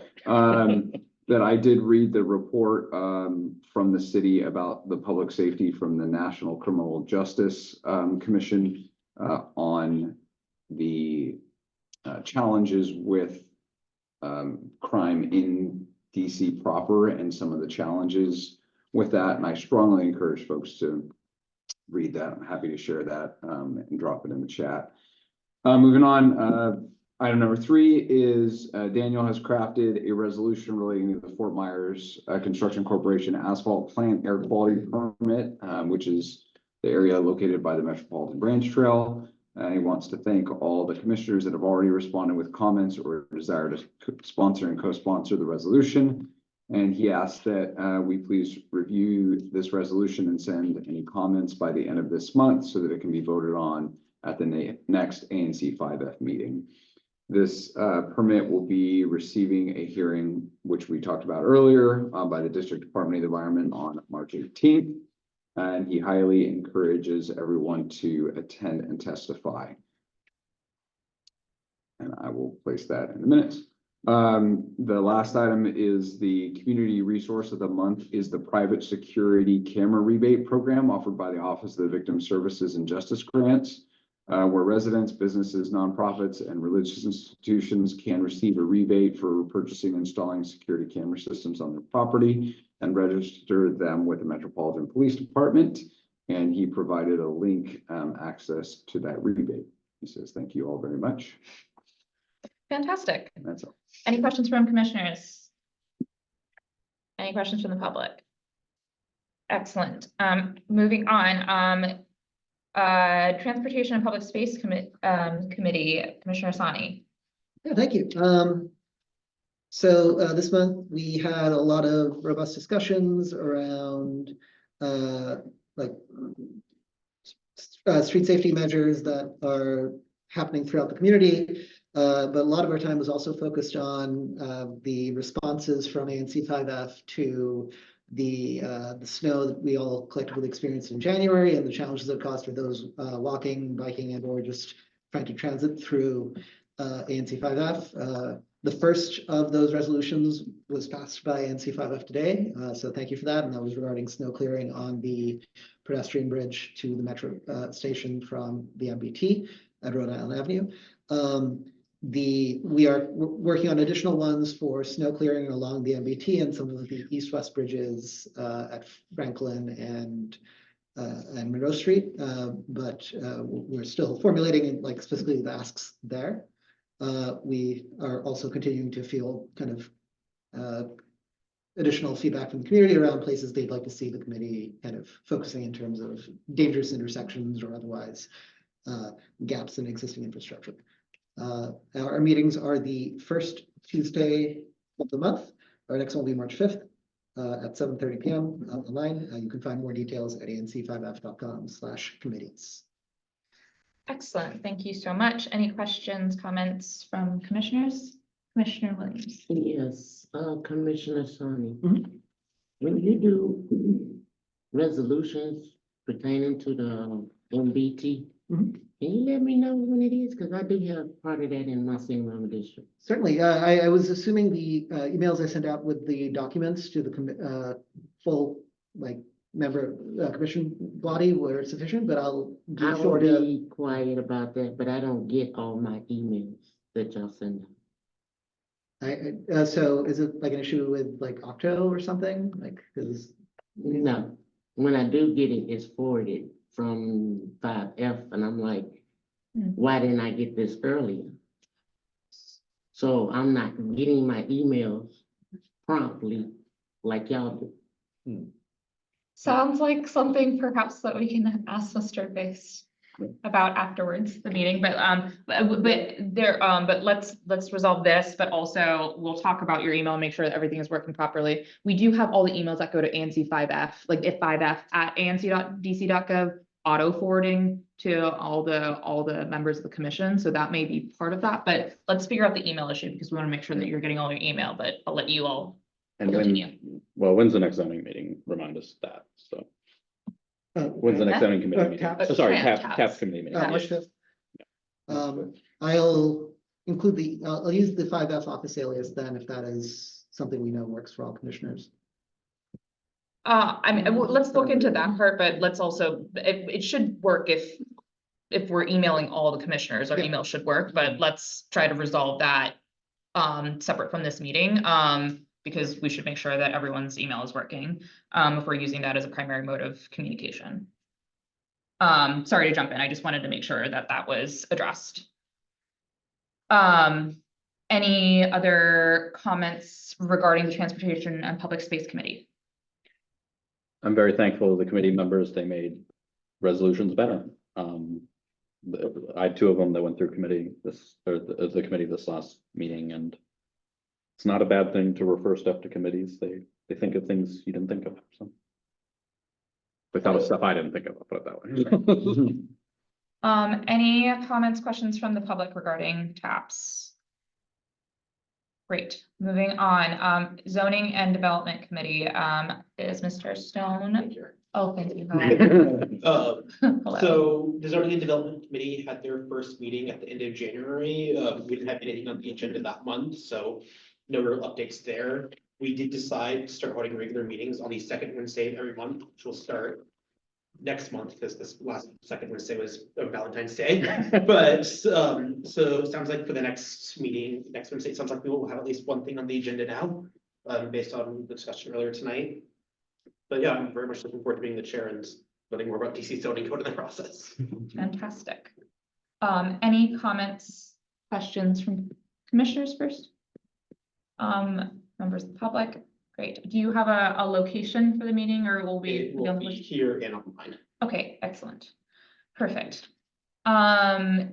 Moving on, Task Force on Outreach, Commissioner Sani. Nothing to report. Great.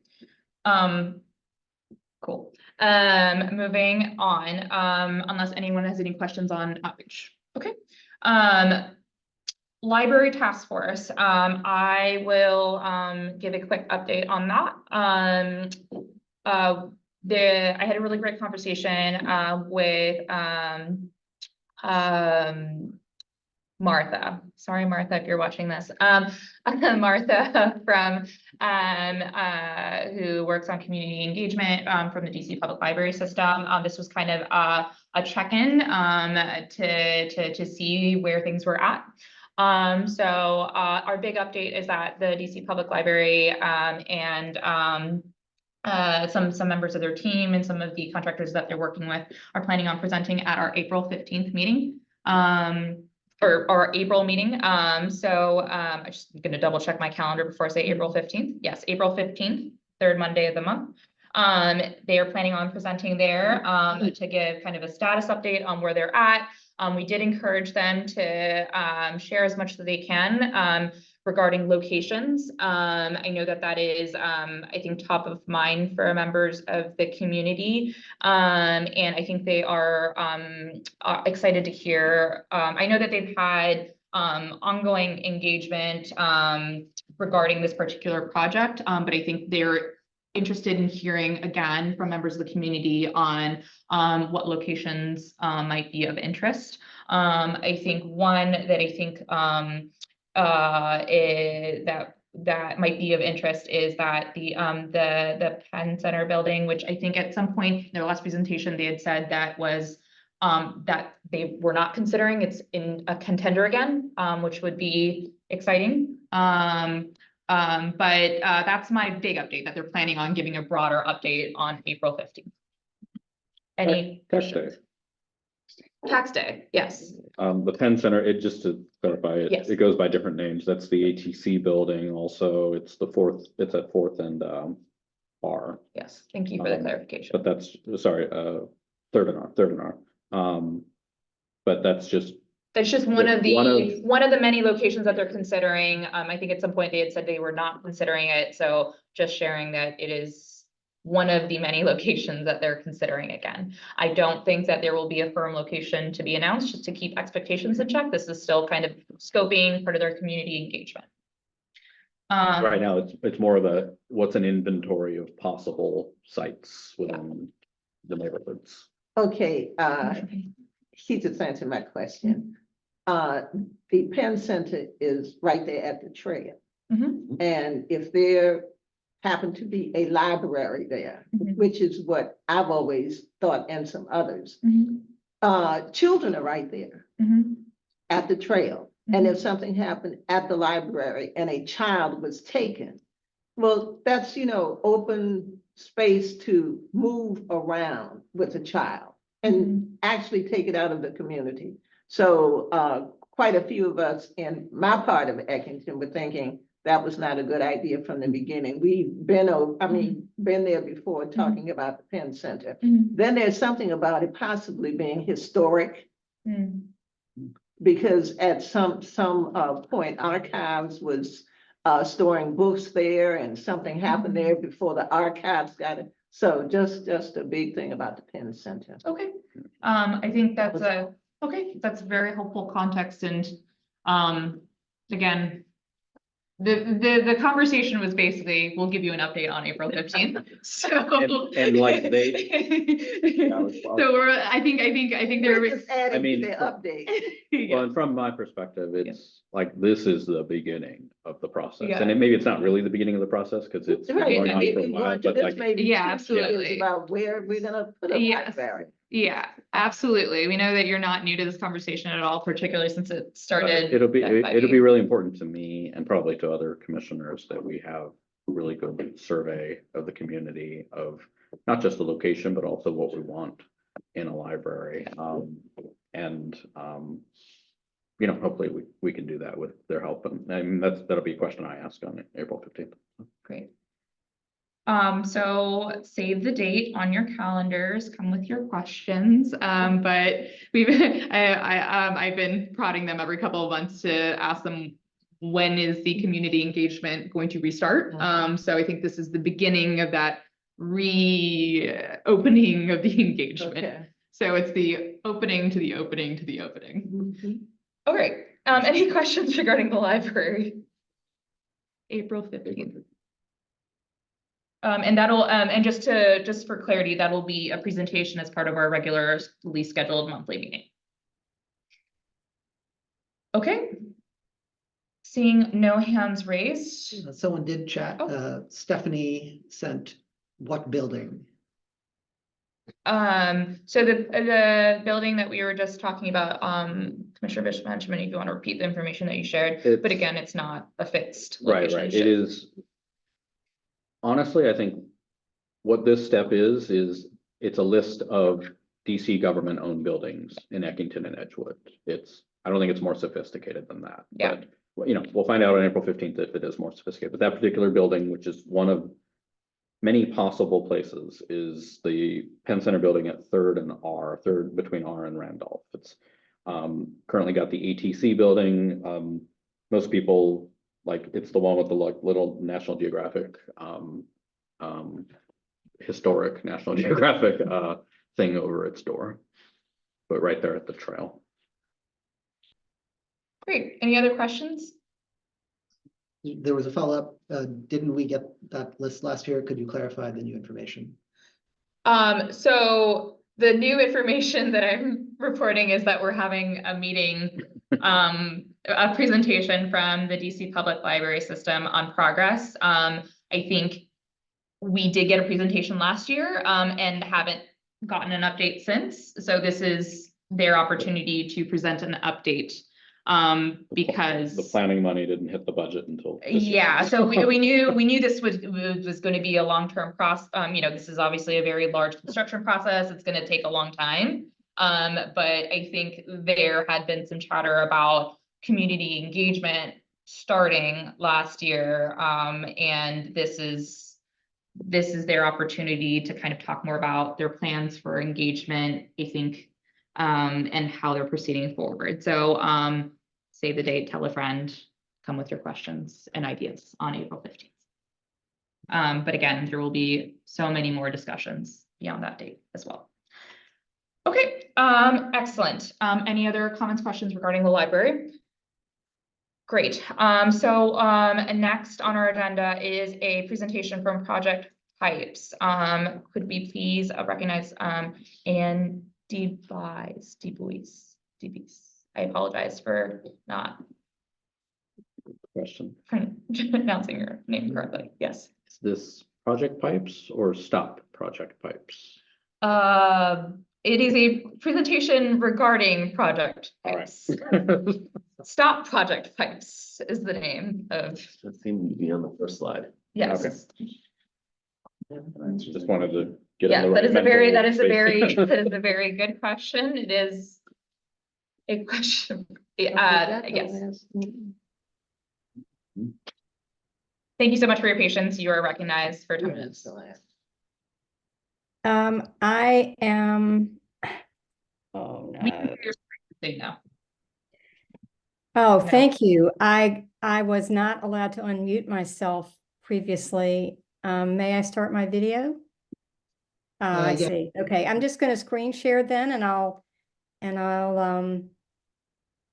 let me go You should- back to the screen share.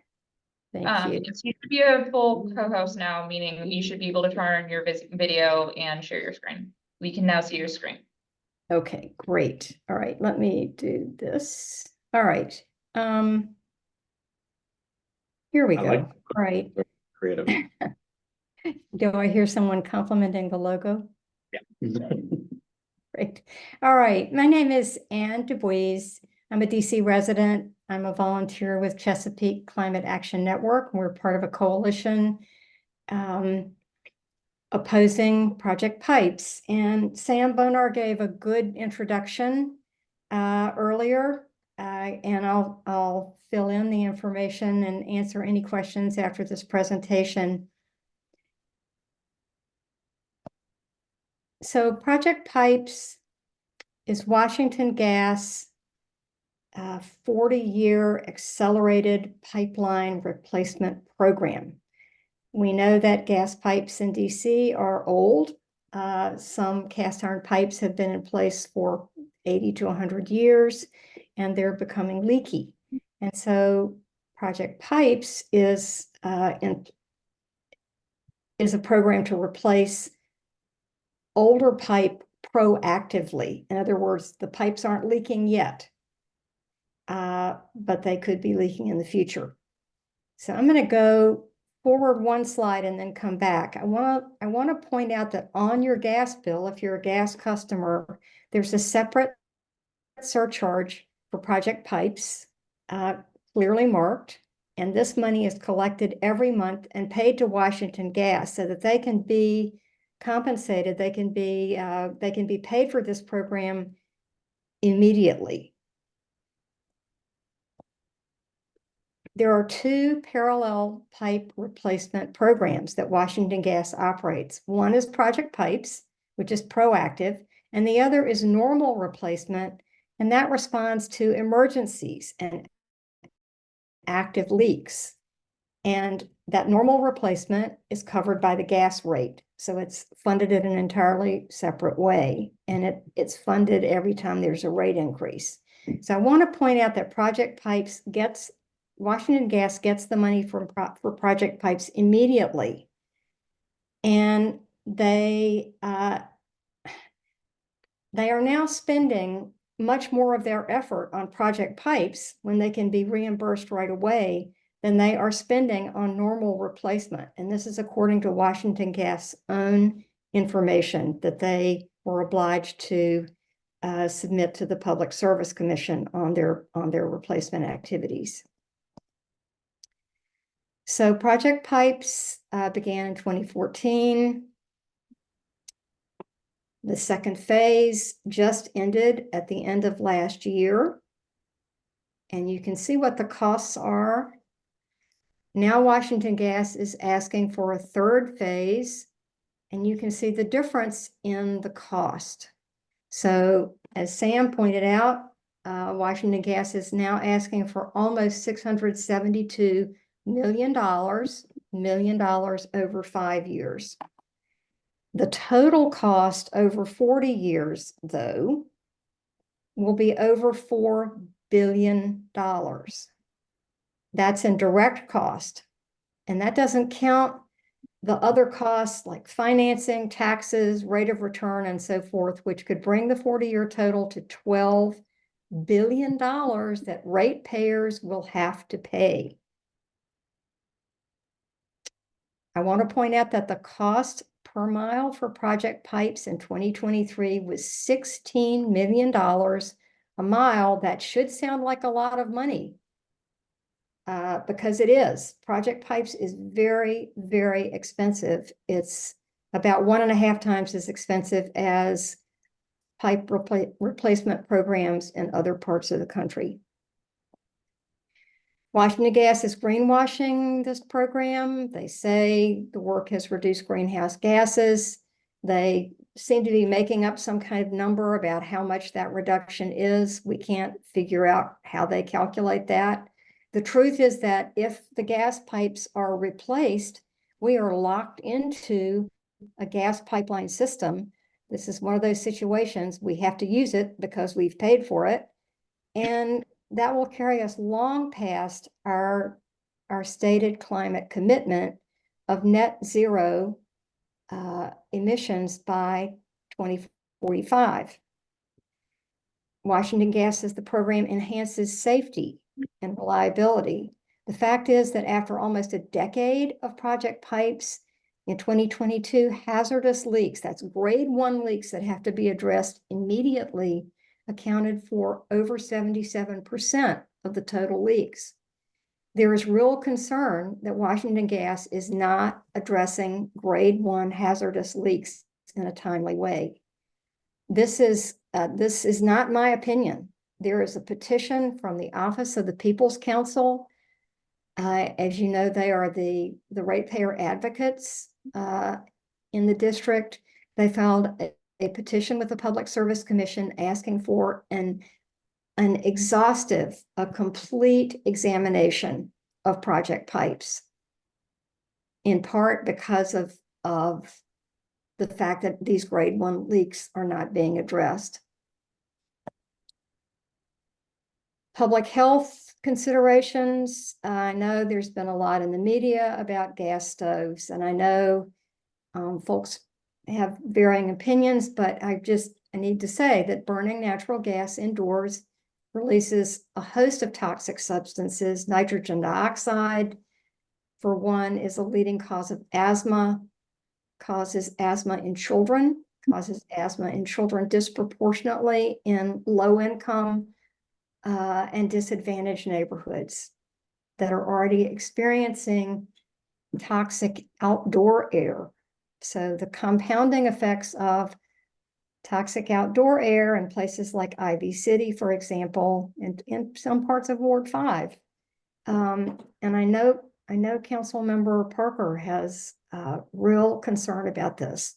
But at any rate, the combination of outdoor toxins in the air combined with the toxic substances released by primarily stoves. The furnaces and water heaters are vented outside, but gas stoves can release significant substances, formaldehyde, benzene, some of the same substances that car exhausts release.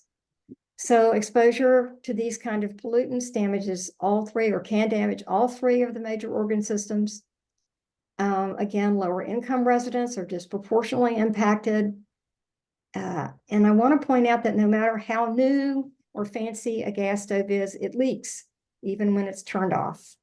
The estimate is that about 75% of the methane leaks when the stove is not on.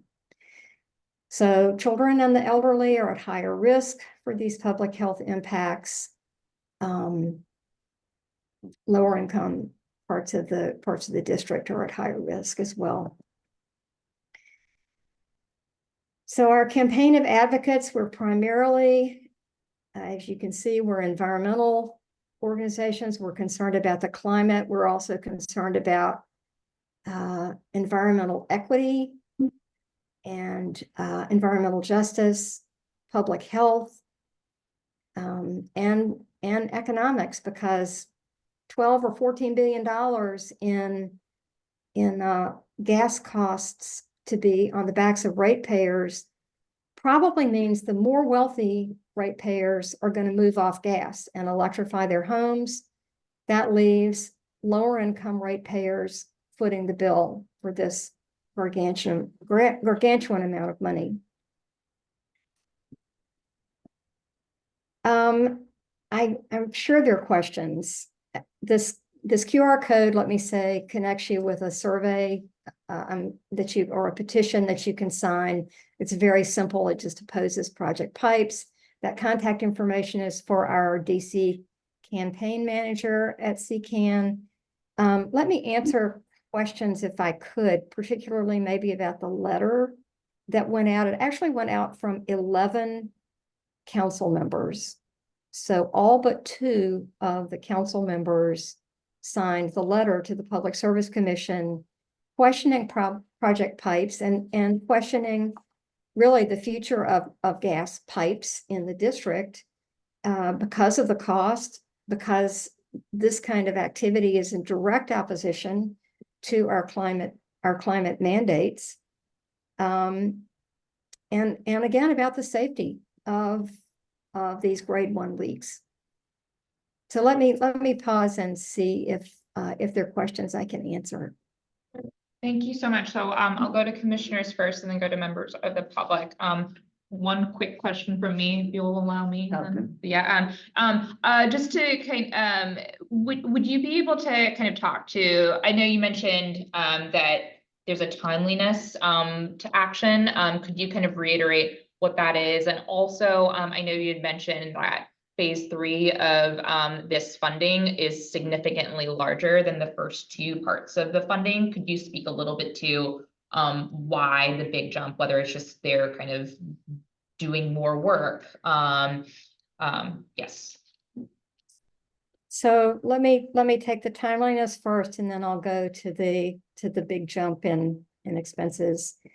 The Public Service Commission has a decision before it, a ruling to make on whether to extend Project Pipes 2, which ended at the end of last year, for some further amount of money, or they could approve Project Pipes 3, which would be a 5-year program. So we're literally waiting to see what the commission will do here. They're getting a lot of pushback from the public. They've gotten this letter from the DC Council, this petition from the Office of the People's Council, and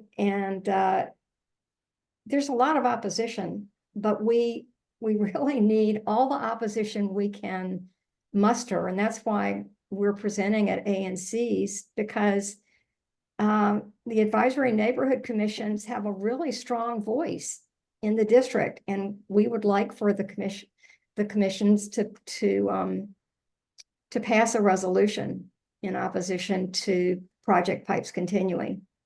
And the sooner this can happen, the better. You know, I know you need time to consider. I'm not asking you to do that this evening. Certainly, and I'm happy to answer more questions by email to follow up, but the commission could make a decision at any time, really.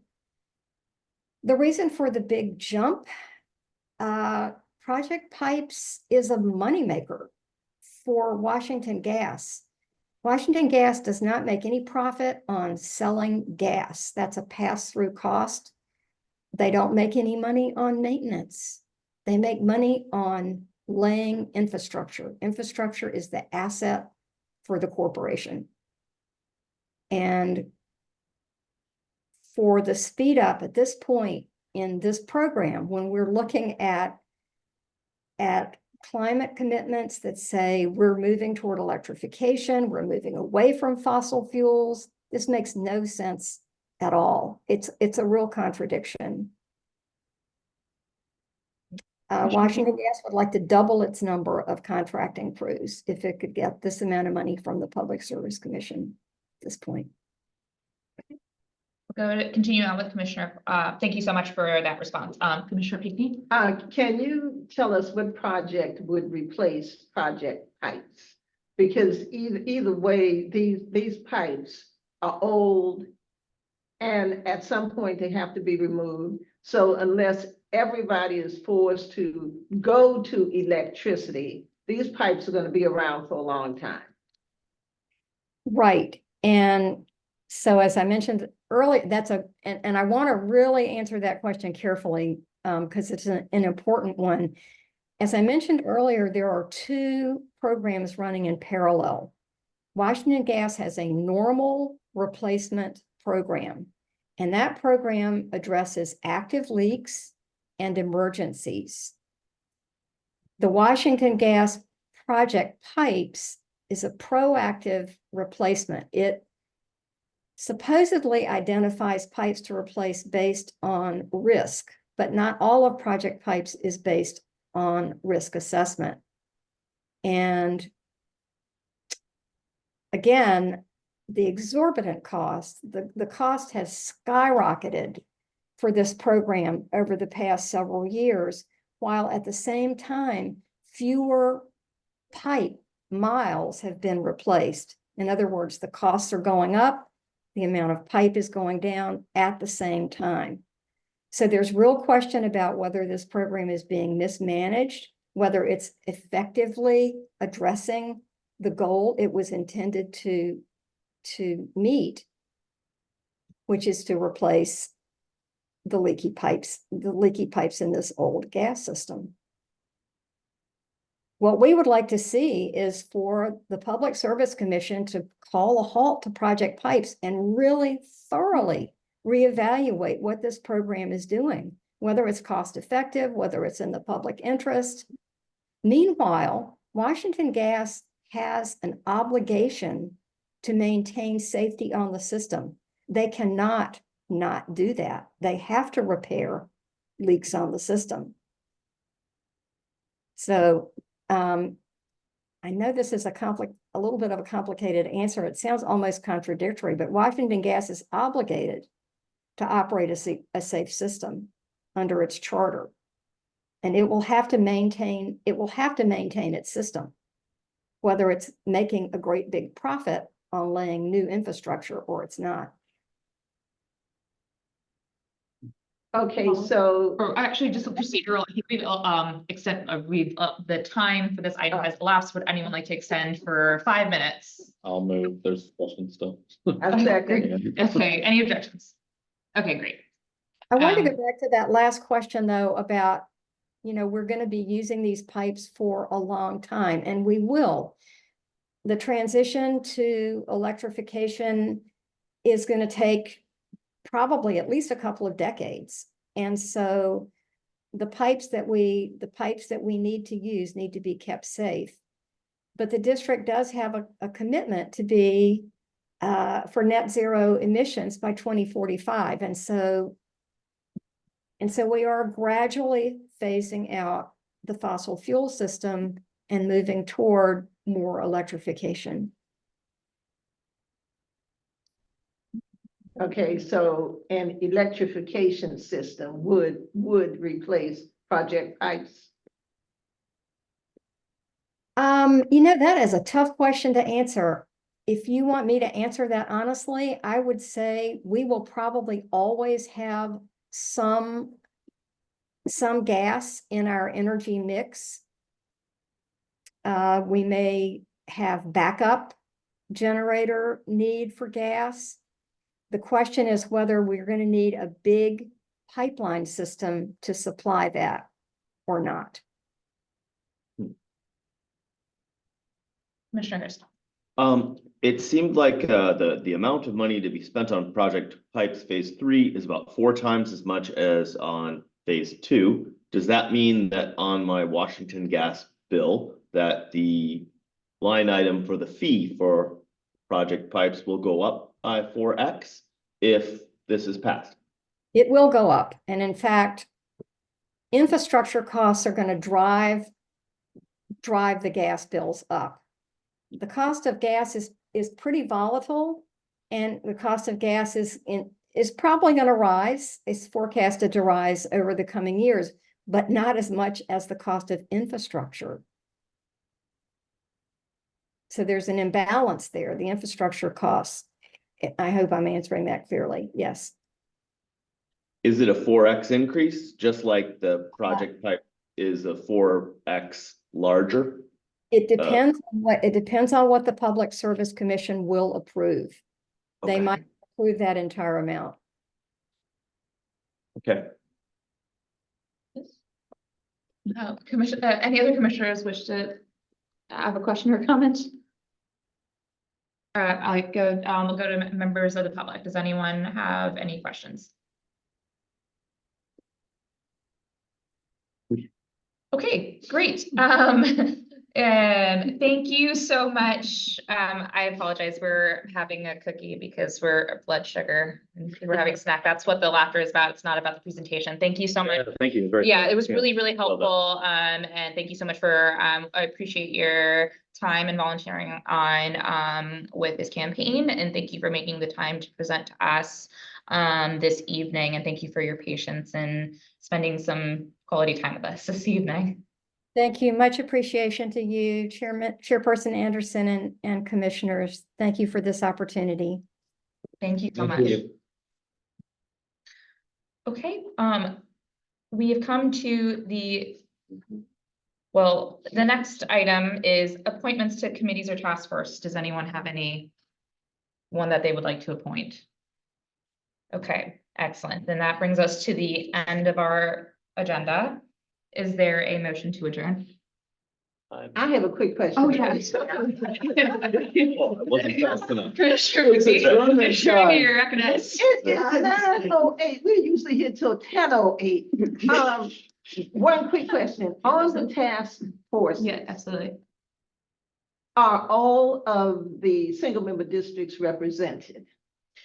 Or are you aware that it may, help to have every single member district presented on a task force so that everybody's ideas will be placed on the table?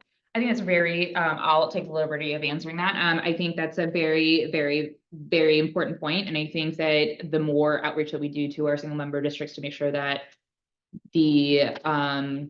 that there is a diversity of views and that Single member district. yeah, absolutely. Yeah, absolutely. Are represented. So I know that we had done some outreach initially and have been talking about the commissions and the committees and the task forces at every meeting. If you have any ideas on how to get more people involved, I'm sure each of the committees would be very welcome to that. Okay. Yeah. Good night. Well, There we go. are there any motions on the table? Yeah, to adjourn. Yes. There's been a Second. motion to adjourn. The second, are there any objections? No. With none noted, we have adjourned at 9:10 p.m. Thank you so much, everyone, for your